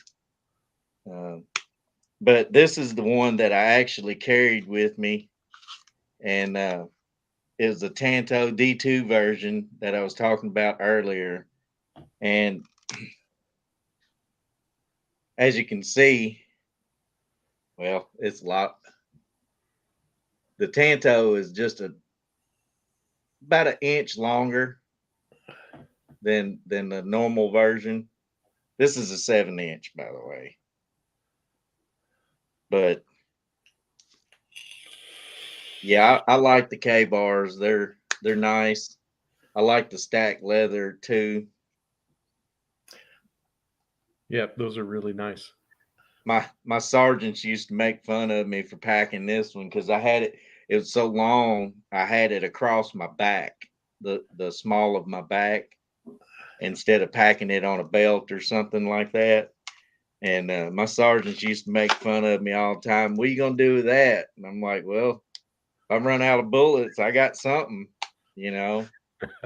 I'm not just sitting there looking at them with an empty gun. So, but yeah, K-Bar, Camillus, they were basically your military contractors for the past 80 years Yeah. for the U.S. Army anyway. And I think Air Force. it's the same in every navy. It's the cheapest goes. I mean, look what happened to the British in the Falklands. Our uniforms that they made for us were nylon. And when the ships got hit and there was fires, the uniforms were actually melted onto the bodies of the people that were bringing out. And they went through months of burn treatment, which was awful, awful. Yeah. Oh, there we go. Gizmo is here. Nice. Yo! There you go. The K-Bar was designed by a Marine officer, and K-Bar then adopted by the branches of the military. Camillus made the most models. Well, thank you, Gizmo, for clarification on that one. And I don't know, CB, when you were in, like when I was in the Army back in the 80s, we had the Mark 7 bayonet. And I know Yeah. Buck got the contract to make bayonets there right when I was getting out in the late 80s, early 90s. And so I don't know, did you have any experience with the Buck bayonet? Not the Buck. They actually, when I was in basic training, they told us in 07, they said, you're the actual last class we're teaching bayonet training to. And so they kind of half-heartedly taught it to us, Right. because they've done away with it. There's no more bayonet training. Yeah, and when think I was that in, so stupid. when I was in, I was in the first part basic training. This was back in '83, and they brought back bayonet training. And so I was in the first group that they had restarted that program of the bayonet training. So I think that's funny that we're bookends. I was at the beginning, you were at the end. Yeah. Well, so the knife has always been, it's been our first tool of humanity. It's always been like an essential part of life. But then it became an essential for warfare. Right. And for centuries and centuries and centuries, the knife and the sword was the main tool for warfare. Well, then come in firearms. Even with the invention of firearms, they still had to carry a knife or a sword or something. Well, the military looked at it like, we have these firearms, but we need to get away from the long sword.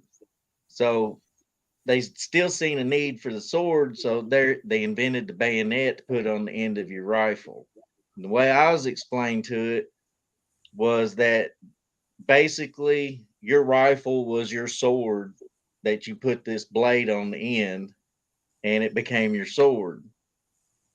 In 2008, there was a Marine company in Iraq that run out of bullets during a firefight, had fixed bayonets.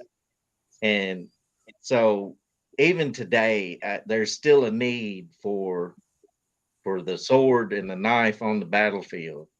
And I think it's just, it's not prudent to what we're doing to do away with that. Technology is a good thing, but it's not the fix all for everything. Right. And the other thing about it is the press or the general public do not want to think of our troops in a trench and the only thing they have to survive is a bayonet. But if they're true troops, they'll lift that bayonet and they'll go and use it until they're popped off. People don't want to hear about that. It's too gory. Right. Yeah, Okay. but I guarantee you there's some Ukrainians crawling around somewhere over there in the weeds with nothing but a knife trying to get a Russian AK. Yeah. You were right. Afghan proved that it was still a useful tool. Yeah. Oh, yeah. Yeah. That's right. the last thing in my hand, I'm telling you. If you're coming in, we're definitely leaving together. Is that the We're not bayonet for the leaving. 9mm there, Tom? No, this is just a marbles knife. I'm ready to read an article here by a Field and Stream writer. And it says, in the years after the Civil War, hunting knives tended to follow one of three patterns: heavy-duty folders, traditional Bowie knives, and small utilitarian butchering type blades. Outdoor writers of the period ridiculed the Bowies as strictly being Billy the Kid dime novel fantasies. As for the butcher knives and the folders, they got the job done, but they didn't have much flash. Then came Webster Marble. Marble almost single-handedly turned the hunting knife into a must-have piece of outdoor gear for the well-turned-out sportsman. This started in 1899 with the Ideal model, which was available in a variety of blade lengths from 4 to 8 inches. While stag slabs were available at no extra cost, most handled in a feature pioneered by Marble, stack leather washers. All had clip point blades and a deeply fullered edge grind. Originally, the deep fuller was intended to allow the blade to be laid flat on a hone and sharpened something like a straight razor. Early Ideals all came with small, practical, single handguard on the edge side of the blade, but for some reason, a less useful double guard replaced this in a few years. Marble tended to know his customers well, and if he thought the double guard would sell better than a single, then that was the way it was going to be. As popular as the Marbles line was with the outdoorsman, it was their impact on the rest of the cutlery industry that really made a lasting impression. Starting in 1918, the English cutlery company, Wade and Butcher, began offering pretty much exact copies of Marble's Ideal pattern. In short order, virtually every major cutlery company in the US, England, Germany, and Sweden began offering their own versions of Marble's most popular knives.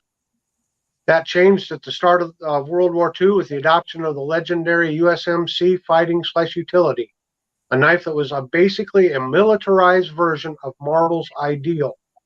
Most period cutlery companies also produced close copies of the Ideal for use as survival knives in the various branches of the armed forces. Marble's actually made very few knives during the war as they were given contracts for other needed equipment. So there's just a short little history on Marble's. Well, thank you, Tom. That was really interesting. Yeah. What was the knife that you were holding up there? Was that your same one that you had? This is one of the modern Chinese versions of a Marble's knife, but it's not the Ideal. The Ideal was bigger than this, and it had the round pommel to it. Okay. So anyone that wants to look it up, IDEAL, Ideal, Marble's Ideal hunting knife.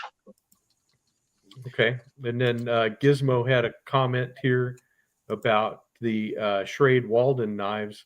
The model H15 was another knife that was used in Vietnam by all military units. Mm-hmm.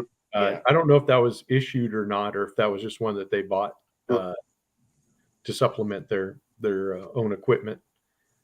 I guess the point I'm trying to make is all of those designs all were can be traced back to that Marble's Ideal knife. Yes. Yeah. So your M7 bayonet, RJ, this is an original new old stock it's made in 1974, just like me. And so this one is made by Imperial, hmm but I guess Yep. that was before the Buck contract. Right. That was before the Buck contract, and that's exactly the bayonet that we trained with. Yeah. So And this thing come out of the package still super sharp. I opened it. Like I literally opened this.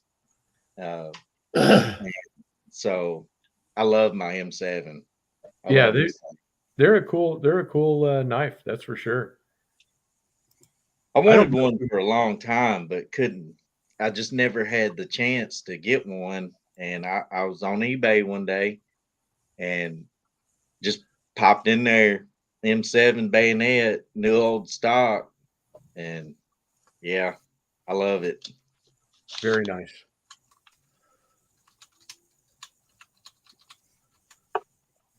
Yep, of course, after basic training, that was the first and the last time that I saw a bayonet, because they had them, but I think they were just all locked up in the armory. They didn't issue them out to us or let us use them at all. It was, No. I guess just in case of if a war broke out, they might have give us those. I don't know. Well, some of the way the mindset is, it's bothersome sometimes, because the way our NCOs and COs were, is that we were a mechanized group. I was a tanker, so I rode around in a tank, and they're like, "Well, what do you need that for?" I'm like, "Tanks get blowed up all the time. What if I gotta go to foot? I can only carry 210 rounds of ammo, but if I'm 10 miles from the base and the tank goes down, well, if nobody's coming to pick us up, we got to walk back. Well, in 10 miles, you may go through all 210 rounds." So I'm like, yeah, gotta have this. Gotta have it. If nothing else, it just makes you feel better. Yeah. Right. It- I mean, you just don't feel naked. Right. Exactly. So, but you do pack a lot of equipment when you're a soldier or a sailor. That's for sure. It's And nice to have the tank to carry it for you. well, I was a twat. I was a tanker without a tank. So There you go. that's what we called a twat.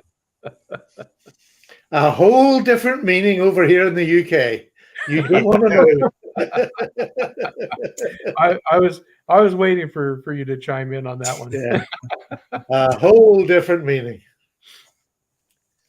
I'm being very well behaved now. I know. I was impressed. What time is it over there, Stephen?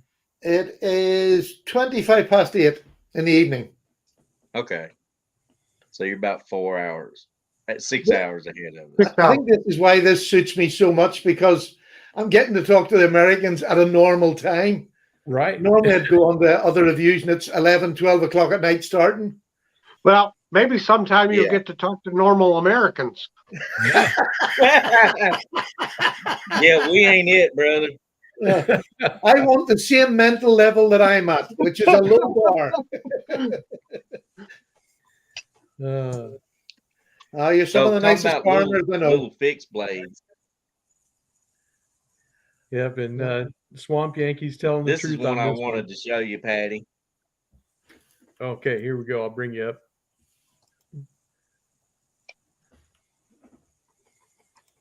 Oh yeah.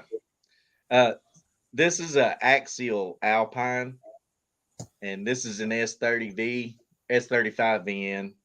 Uh-huh. But Axial's out of Utah. Good little company. Green micarta handle. As you can see, I mean it's little. I love, yeah. I'm sitting here looking because I have one very, very similar to it. Oh, I where think is it? this is a 3.5-inch blade. Yeah, that's about perfect. I know I really like it, but I'm a fat boy, so I got to put some extensions in my belt loop, so it's not digging in my side when I wear it. Here's one that's very, very similar, but this is a small sort of penknife, right? This is an Ace Farley.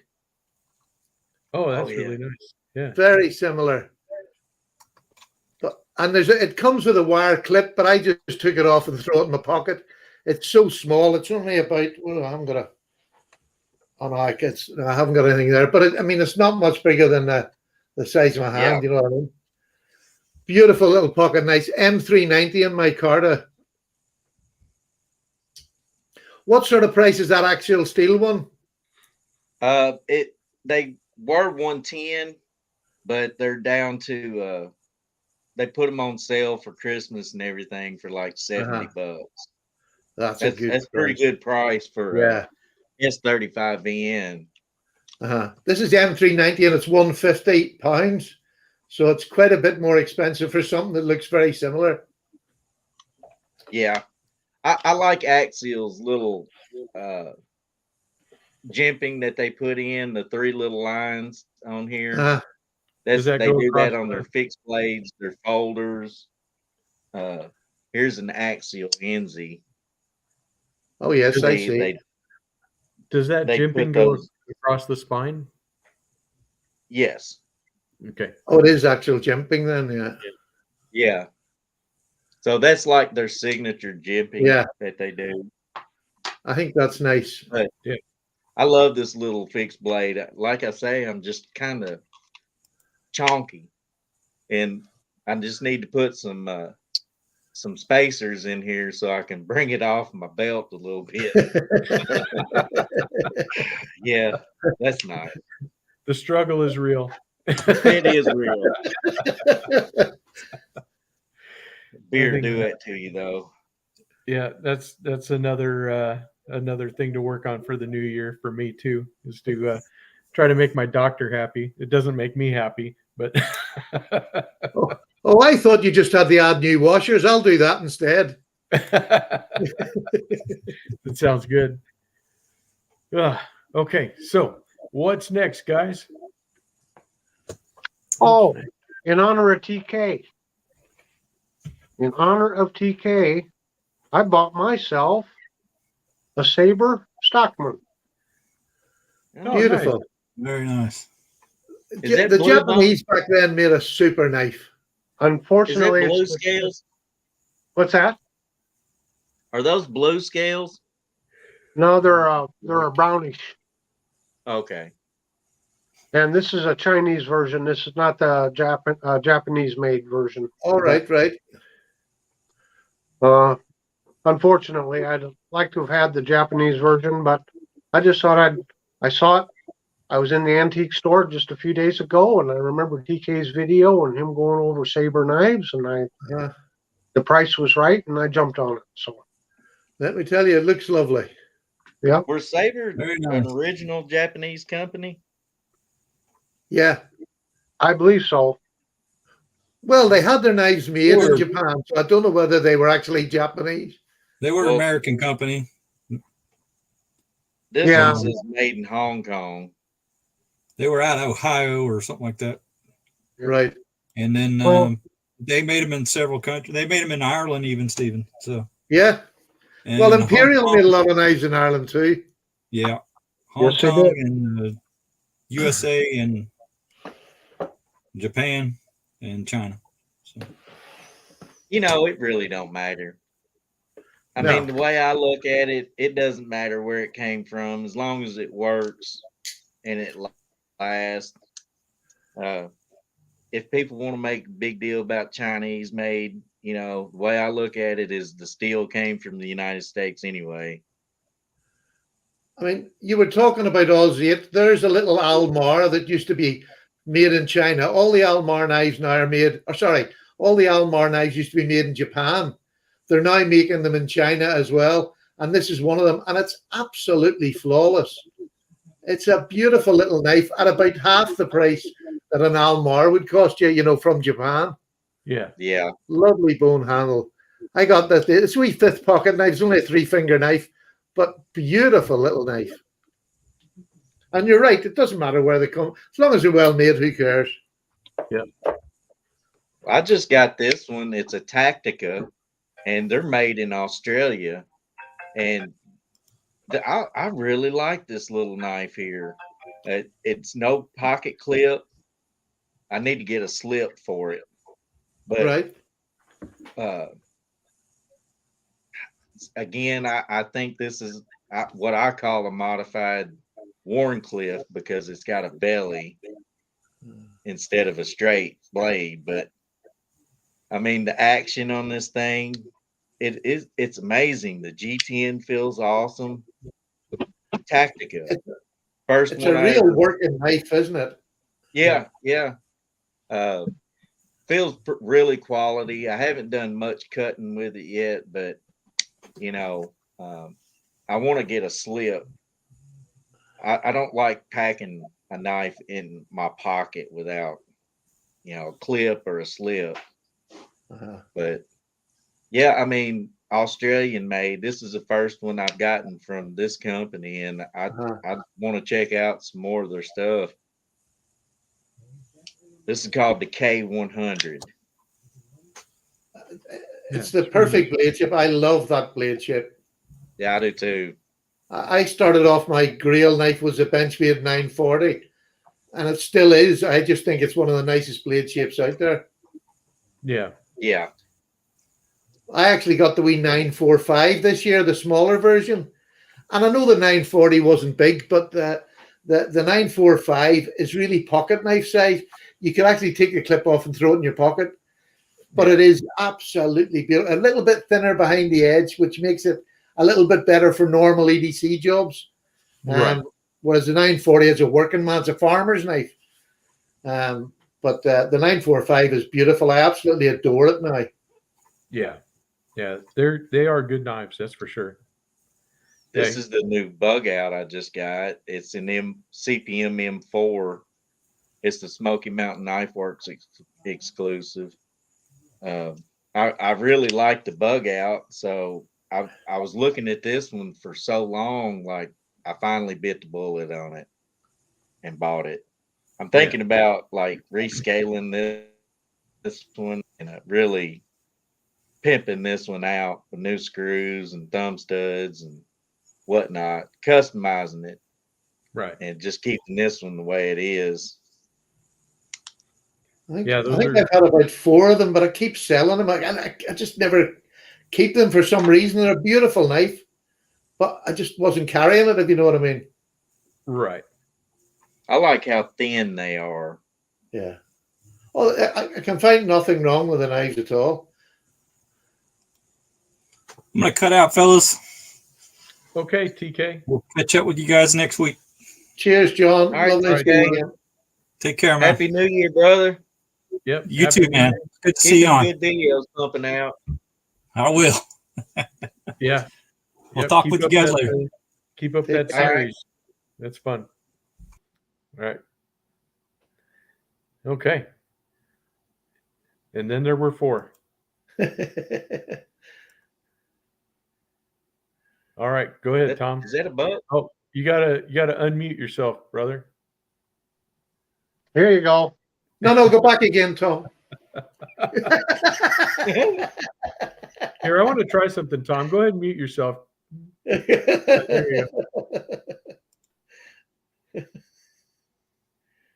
Okay, my mic is on and I'm actually talking. How's that? I just wanted to show this little Camillus Oh, caper knife. And this was part of a 2-knife set that I got at Walmart years ago on the discount rack. And I think it cost, for the pair of knives, it was like $7. And I've always wanted, the reason I don't carry it is because it's got this horrible billboarding on this nylon sheath. Yeah. But I often thought if I could find myself a nice sheath, this would be a perfect, an EDC fixed blade type knife. It is so thin, Uh-huh. and it fits very well in the hand, and it would just be really handy. And I love the blade shape. It has one other problem. So I put it back into storage because it's dull. So I guess I'll never get to carry this one again.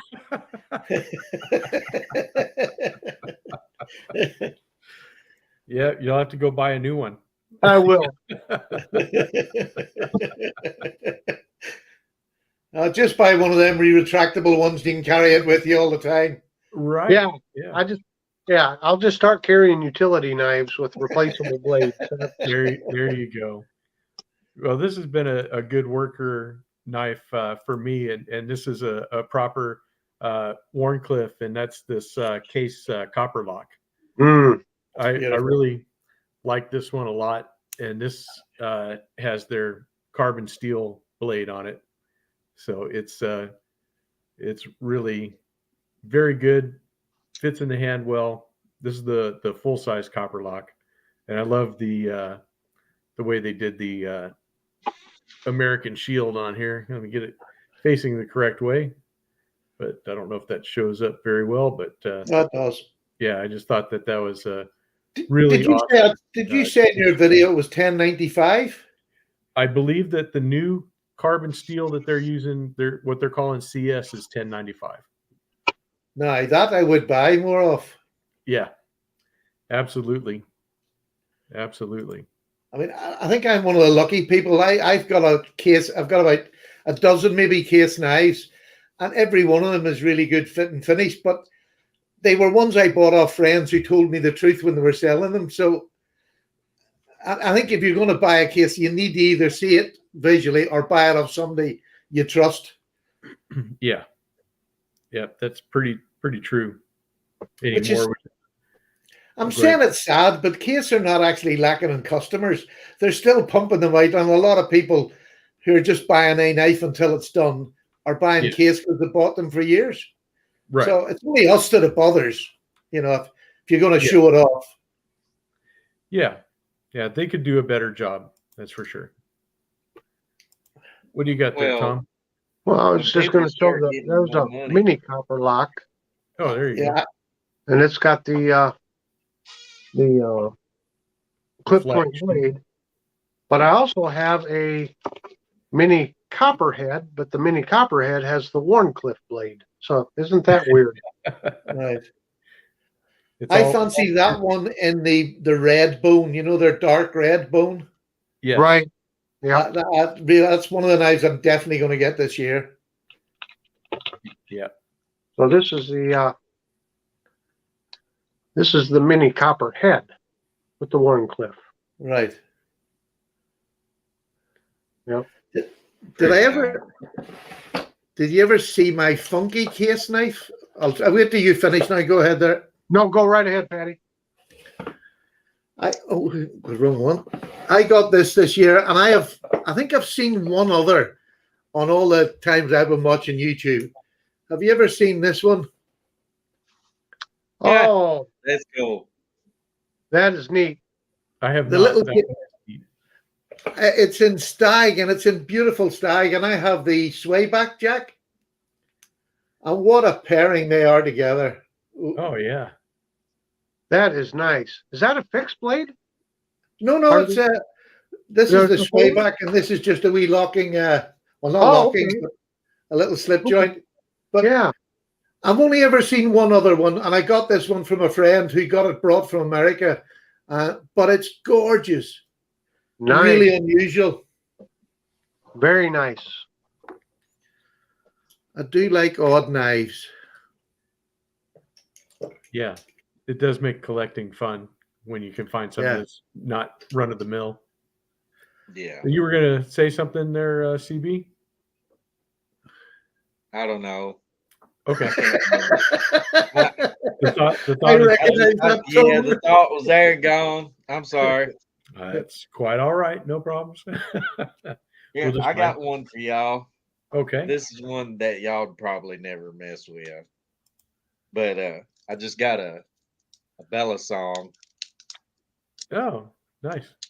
I used to work these a whole lot back when I was a kid, but this is a Boker Plus. It was made it was USA made Boker Plus. But I mean it flows good. Well, if I don't throw it at myself. You just got to make sure that your latch is on away from you.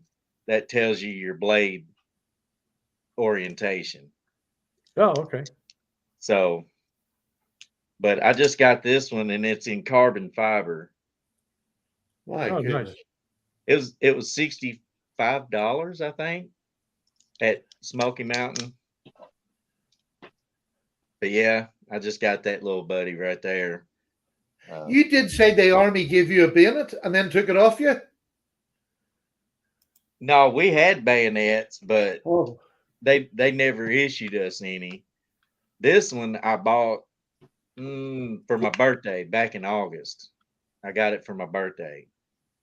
I didn't buy it, my wife did. Well, that's a lie. I bought it and she said it's for her for my birthday. Well, that So works. that's how that worked out. Yeah, no, the when I was in the army, didn't they issued us them in basic training? You know, of course, then they took them all back. You know, when you're done with the bayonet portion, and then I was never issued one the rest of my time in service. Yeah, when we did bayonet training, they handed them to us when we went in, and then as we were walking out, we had to hand them back in. Yeah. You don't no, Right, they you ain't don't- gonna you don't give get you no that. weapon, a Right. functional weapon in basic training. Yes. I have to say, when I went through, we were still attacking sandbags on a string and screaming a lot and sticking the bayonet in. Yeah. Yep. They did that too. You know, they told you there's only two kinds of bayonet fighters: the quick and the dead. Yeah. What's the spirit of the bayonet and all that other good stuff? You know. Yeah, There's but another- knowing what you know now, would you rather go into it without one or with one? Oh, I'd want to go with one for sure because I Yeah. thought the same way you did. You know, I mean, if I was ever somewhere and got cut off or whatever, because you don't know what you're going to have. I had an old geometry teacher that he was in the Air Force in the 1950s, and he said that, and it's kind of stuck with me. You know, he was telling me this in high school, but one of the exercises that they had was, he goes, we go out for formation, and there was a bus that was waiting there, and they just said, everybody get on the bus, and the bus took them off into the wilderness and dropped them all off, and they said, here you go, you guys have just, here's your scenario, you guys have just crashed in an aircraft, you're all here, and whatever you have in your pockets and on your body, that's what you have. We'll come back and see you in 3 days. And Yeah. and that always stuck with me that, you just don't know what you're going to have. And I think that that kind of lends itself to the EDC type mentality and stuff like that. As you think, what do I have in my pockets? What bags do I have, or what do I put in my bags that are in my vehicle? If something was to happen, and granted, we're lucky we live in a place that, general warfare is not going to break out any minute, but there's things like earthquakes, tornadoes, floods, things that just happen all of a sudden, and you're away from your home. Like me in my work, I travel hundreds of miles, every day, every week. There's a lot of times that I'm, more than 2 hours by vehicle away from my house. And it's like, what do I do if the bridge is out? What do I do if the road is broken? What do I do if, whatever, and I can't get back to where I'm supposed to be? Do I have enough stuff to, basically, survive for a little bit until I can get to someplace that, that I can be okay. So That's why I carry a truck bag, and I right. have a little bit of food. Always carry them pouches of tuna, crackers, and then I'll have like survival type foods. Something that's quick and don't need preparation. And Right. then knives, communication gear like emergency radio and stuff. And it's just a little sling pack. It's not much, but I've got enough flashlight. I got extra socks and shirts in there. Of course, you got to have your socks. If you're going to be walking, you got to have socks. Yes. That's a given. So I keep that handy at all times, just in case, like, I'm out and about and truck quits or Yeah. anything happens and I have to walk home or walk somewhere. Yeah. I have water that's in there, so Right. I have a good start for everything just to make it home. In Yeah. a real tiny bag too. It's really little. Yeah, because I mean, it's not much, but like, I live right near the desert, and I go out there quite a bit. And like, say if my truck broke down or something like that, even if I am able to have cell service and I can call for a tow truck, it might take them 2 or 3 hours to get out there to where I'm at. Yeah. So you want to make sure that you can at least be comfortable while you're there. You don't want to be dying of thirst. You don't want to be, not, be able to have something to eat, or, keep yourself warm or cool depending on the season, so Well, and That, that's why I like testing my knives too. I don't like beating up the expensive ones, but I like this Rat 3 here. I'll take it out and I'll cut stuff. I'll chop a limb off or something just to see how much punishment this thing can take, because I put knives equivalent of this in my bag. Like my Mora knife, I know a lot of people like Mora knife, and I'm not dogging on Mora knife, but the first one that I got, it was their cheapest one they make, and I was literally cutting cloth with it. I was cutting up a chair that we were throwing away, and I was cutting the cloth off the chair. And every time I'd make a cut, the edge would roll over. And so I'd have to sharpen it. And then I'd make another cut and the edge would roll over. Well, I don't want that kind of knife in a situation where I may need a knife. You know what I mean? right. So that's why I try to test my knives to make sure that they're going to handle some rough abuse for a while if it need be. Yeah. But like I say, I know a lot of people like more knives, and I'm sure their more expensive knives are really nice. But yeah, their cheap ones are just that. They're cheap. yeah, I have to say, I was a bushcrafter before I was in the knives, if you like, and I have a more robust, and one of the original, there were thicker blades on them, and I can tell you that I have done more to that knife than I ever done to a fixed blade, and I'm lucky it was one of the ones that was just good. So it stayed in my bag, and I still use it 15 years after I bought it. You know what I mean? So Yeah. You know, that could be a fluke. Yeah. That could be one that was heat treated on a Friday afternoon, and the guys think about going home drinking Yeah. beer. You know, Right. so that one could be a fluke, but that one kind of was like, Oh, it no put a doubt bad about it. taste Good in my job. mouth, you know. And But that's sort of really why fit and finish is so important, because you get one person with that thing and you can put 10 people off by giving one bad one out. yeah, And I think And that's the moral. for I'll be companies. honest with you. This little angry watermelon, I bought 5 of them, and out of 5, one was actually decent. Right. And so I kind of went into it thinking that might happen. And so a lot of people in my family got some angry watermelons this year, you know, and I kept the best one for myself. Uh, But uh, you know, I kind of went into it thinking that too. uh-huh. Oh, because of that Moronite. I tell you one I'd like to get is a Falk even. Oh, I yeah. wouldn't bother. Do you not like them? They're nearly like a fancy man's knife. They're not particularly comfortable in the hand. They're very basic made for the price they're charging for them. It Well, wouldn't be something I would recommend if somebody was to say, I'm going to get one. Now, other people love them like anything else. You'll always get lovers, haters, and somewhere in between. But not something that I would go for. I'd spend my money on something a bit higher. the Dutch, what's their channel? Dutch bushcraft. Yeah, Dutch Bushcraft. They're the reason why I say that is because they've tested them several times on there, and they beat the crap out of them, and they've all handled up pretty well. That's Yeah, why I kind of wanted one. absolutely. I mean, that's probably right. And they did, and it's good steel. It's the 3G laminate steel they have. Their handle materials are nice. If you go to Slick Slicer's channel, have you ever seen his channel? Yeah, And type in Falk, and he's bought a couple of them, and they're lovely looking knives, and their wood's beautiful. But just as a package, when you see his as a package all the way around, he does the nice close-ups of them, and I think it would change your mind if you've seen it. But that's maybe just me. I just don't particularly like them.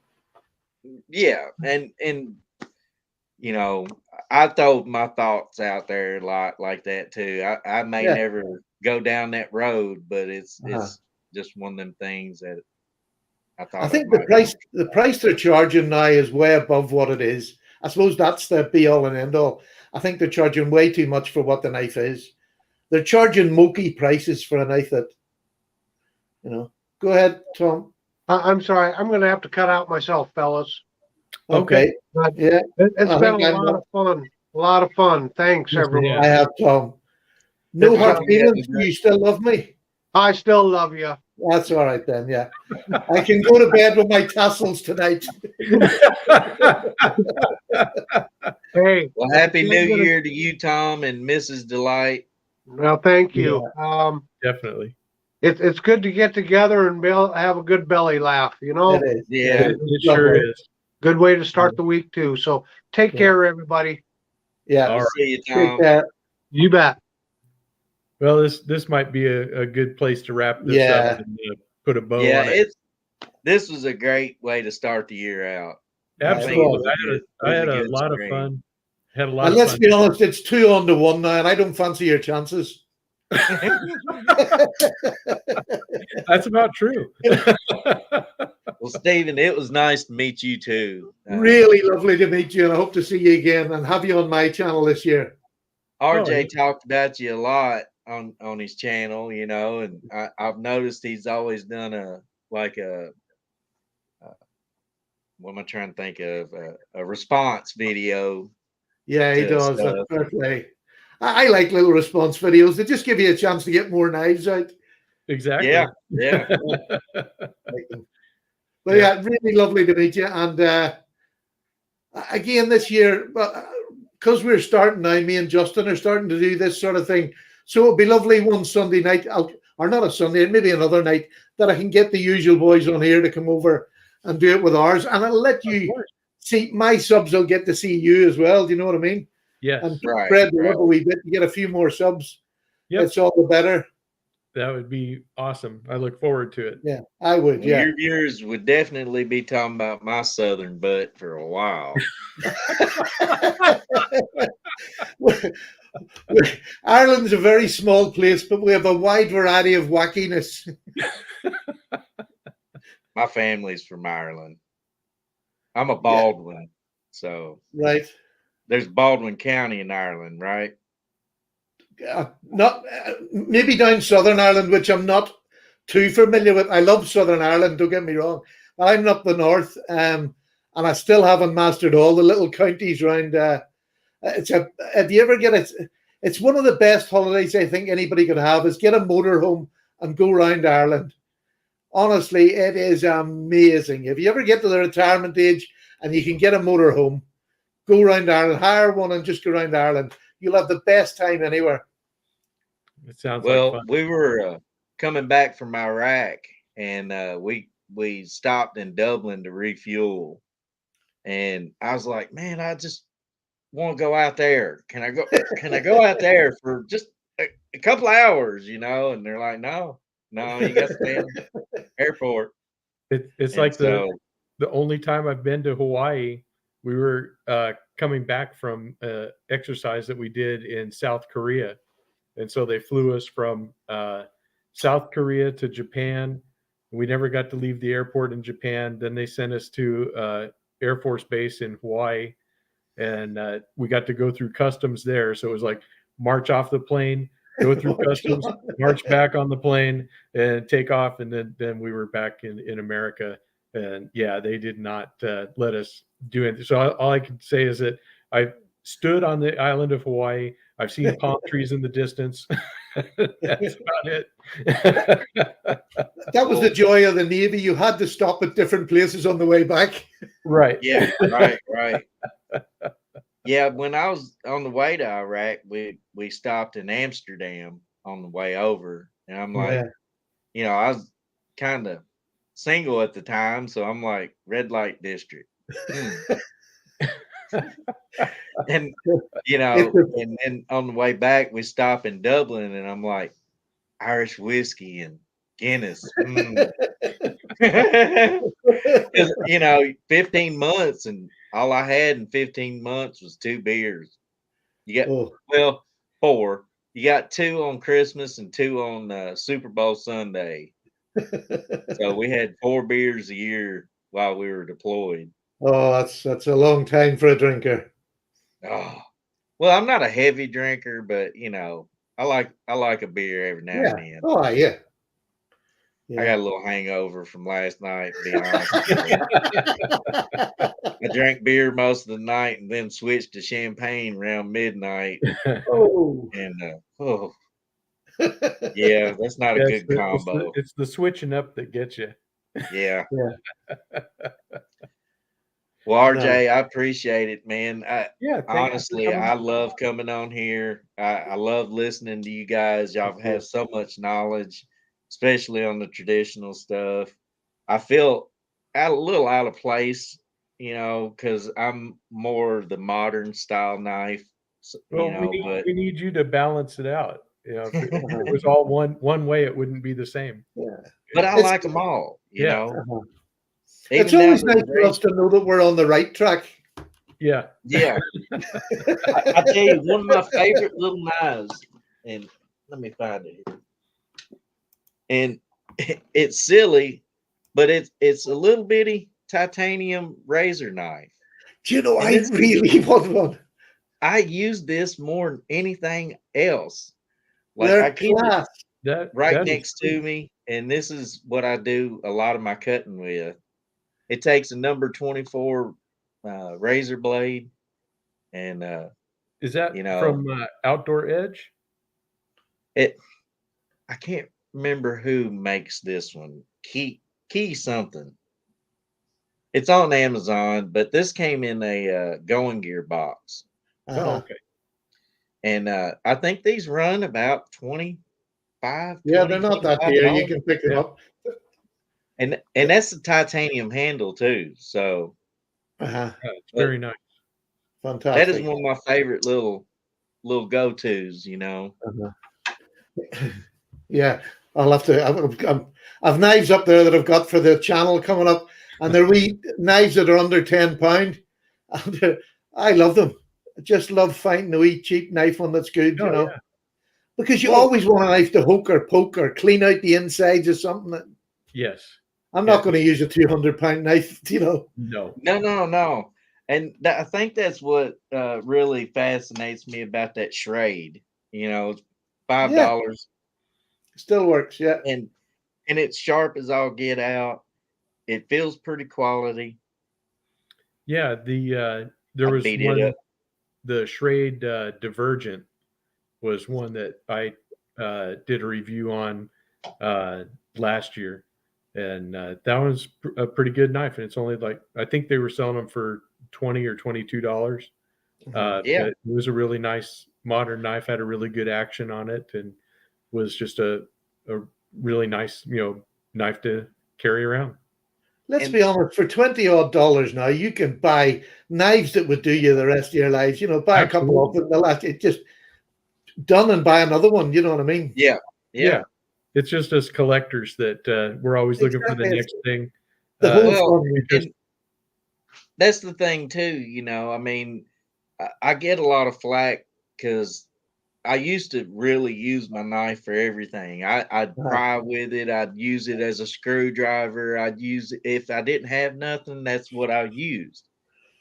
And so for me, using a knife is not an issue. But once you get to a certain amount of money for a value of a knife, it's like, ugh, do I really want to cut this with that? You know, I mean, I right. will. But do I want to cut it with this? I got a $20 knife over here, you yeah, know, that exactly. I don't mind if I snap the tip of it off, you know? And I Yeah. think that's when I go outdoors from the house, I'll always have a good knife and a working knife. The Right. Yep. good knives for show up and meet my mates. The other ones for doing all the rubbish. Exactly. Because Well, I can't afford to spend £200 on a knife and then break it trying to ply a wee bit of dirt out from under something. Right. Not going to risk it. and Absolutely. I carried knives, cheaper knives and stuff, like this Gerber Paraframe. I'll carry something like that in Yeah, case somebody's like, "Hey, you got a knife I can borrow?" And I'm like, "No, but you can have this one if you don't have one." yeah. Yeah. You know, I'd Rough rather Riders are you the have this. perfect. Yeah. So I do that too. Rough Riders are the perfect wee secondary knife that you don't mind giving them to anybody. Yeah, Keep it, have it. You know, it's a nice way just to give somebody something that doesn't have a knife. and Exactly. Rough Riders got something for everybody. They got their Absolutely. traditional style. They're getting into the modern Well, designs. I Yeah. think it's RJ's been showing some of their locking knives. Yeah, Is it Yep. you or maybe John as well? Yeah. But some of them look absolutely beautiful. And I haven't got into them yet, but they look great beater knives just to throw in a box. Oh, absolutely. Yeah. Uh-huh. yeah. I've been Oh. looking at those rose crafts too here lately. Those are Right. pretty nice. RJ's got the orange one, that the one with the forward Yeah. choil. Definitely like that. I do Yeah. too. That's They my haven't favorite. come over to they haven't come over to the UK. They will do eventually, I think, with their slip joints. I hope But so. Yeah. yeah. Trouble is when you get them and they're so cheap to buy, to try buying one in America and then get it posted here, it's the most it's just not worth doing. Do you know what I mean? You Right. better just wait until they come here and get them. I mean, I have loads of people who could send me one, but it'll cost them more to send me one than it would Yeah. for them to buy it. You know, and it's just Exactly. it's not as if I'm short of a knife or two. I can wait. Right. I bought some MREs not too long ago. I like MREs, and I like Yeah. trying other country stuff. And I ordered some MREs, and the company was from the UK. Yeah. And you know, I didn't think nothing about it. I went through and ordered everything, paid for it, and then I got to looking, and the shipping was like 3/4 of what I paid for the MRE. And I'm like, well, if I'd have just with like MRE Mountain in the US, I probably could have got these a lot cheaper. Yeah. So The postage has got stupid now. It really has. Yeah. Really has. I can remember when it was only about 6 years ago I started this channel.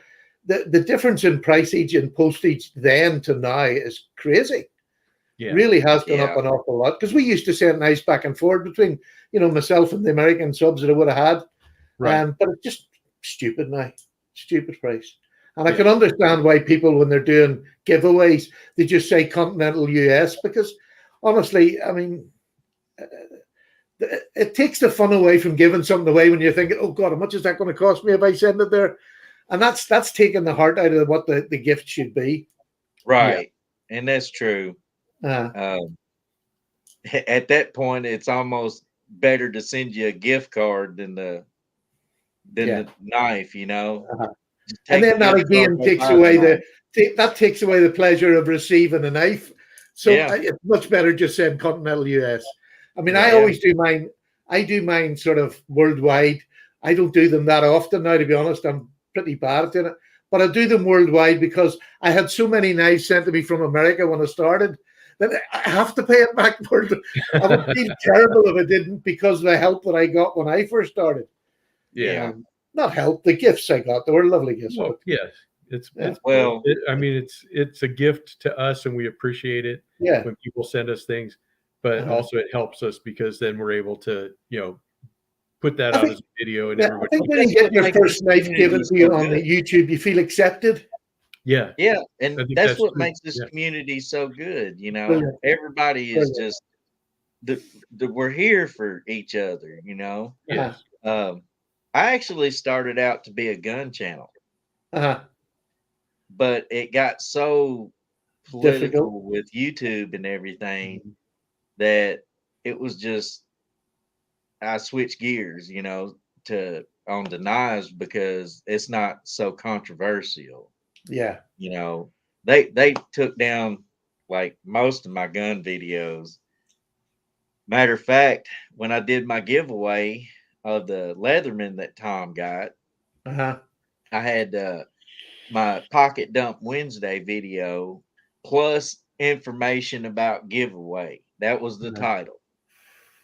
And they tried to say because there was my pistol was in the video, they were trying to say I was trying to give away a firearm part.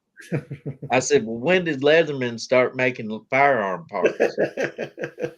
I'm like, they're a knife and multi-tool company. They don't make firearms. Uh-huh. And YouTube still won't put my video back up. They're like, Everybody's oh no. frightened by getting sued. Everybody's frightened. Yeah. Yeah. I mean, and I don't mind. I mean, it's just one of many that I've made, but Uh-huh. and it was just a pocket dump video, but it's the Uh-huh. point of the thing, Yeah. They they seemed like they didn't look at it, and then when I appealed it, they were like, yeah, we looked at it and we still agree that it's against community standard. I was like, Well, look, imagine living over here in the UK if they think a 3-inch fixed blade is less, is it's just silly. I can have a 3-inch, like I've got a hinderer that you couldn't close on your finger if you tried all day long. It's a slip joint. It's a hinderer slippy, one of the best slip joints in the world. You cannot get it to close on your finger because of the forward choil, and it covers it completely. Even if I'm down here, I can close this over and it doesn't hit my finger. Hinderer really thought about this knife, and yet they're telling me I can't have a 3-inch fixed blade. Where's the sense in that? I don't get it. yeah, But I can't even have a PP, a little pellet gun. It's just ridiculous. Yeah. Well, the laws don't make any sense where I'm at No. either, because the Bally song that you showed earlier, CB, that would be completely against the law. But they don't care if I go outside with a fixed blade. And I'm like, well, how is this any more or less dangerous than what he had? right. The handles on a knife don't make it more or less dangerous, and it's how you use it. I mean, if somebody's doing something dangerous with a knife, then that's dangerous, that action. not Take it the off them. Well, like switchblades, they're illegal in just about every state in the U.S., but I can go get a concealed carry license and I can carry one. That Yeah. makes sense? Nope. It's just- And I it's like legal and they can't say nothing. how many times do you see a Sebenza on the news used in a knife attack? Never. It's not going to happen. If you're Yeah. going out to do something, you lift a bread knife. Exactly. Well, now China, there. Remember the guy that did the mass stabbing over Yes. there? He stabbed like 33 people and killed like 17 or something like that. Uh, it doesn't matter the tool; it's the person. A You sharp know. stick will do everything a knife will do. Exactly. Humans be hunted with sharp sticks for Yeah, and forever until you they burn figured that out, end oh, and I you can can just, yeah. break look his at a stone prison. and make it sharper. Look what happens in prisons with a toothbrush. Do you know what I mean? It's just Right. Yeah. Yeah. It's just crazy. So it is And crazy. John Wick killed 3 people with a pencil. So Well, you gotta remember the pen is mightier than the sword. that is more true than not. No, you know it. Well, look, chaps, I'm going to head off. It's been an absolute blast. I've loved it. Yeah, Thank you so much for Yeah. inviting me. And I hope to see you both again sometime. You're welcome. You'll probably see us both next week if All right, you're Stephen, available. you have a good one. Yeah, you invite me, I'll come. It's one place that I can definitely say I enjoy my hour or 2 hours, 3 hours sometimes. That's true. But yeah, cheers. Take care. It's really, really lovely. Thank you. All right. Happy New Year. I can't See you, remember to Stephen. get out of this bloody thing. All right. Oh, yeah. Yeah, Maddie, you're here. Nice. Mattisfaction showed up here at the Oh, hello, Maddie. Cheerio, Maddie. end. You came Right, right at I'm the end. leaving. Take care, fellas. All right. See you. All right, Okay, everybody. CB. I hope y'all have a happy new year, and I hope this year is better than the last 2. Anyway, Scott, I'm right there. Oh, okay, good. Maddie's been here. He's just listening. Yeah, I hope that this next year is better than the last 2 because the last 2 have been butt kickers for me and not in a good way. and So I'm not getting political. I'm just talking about between the pandemic and right. getting back to work and shipping and stuff like that. Just it's nothing political. It's just life has been kind of a little harder than normal for the past couple of years. So Yes, sir. hope Yes, this sir. year's better for everybody. Me too. All right. Well, thank you, CB. I appreciate you coming. RJ, you have a good one. All Thank righty. you. Too. See you, brother. Oh, we'll see you.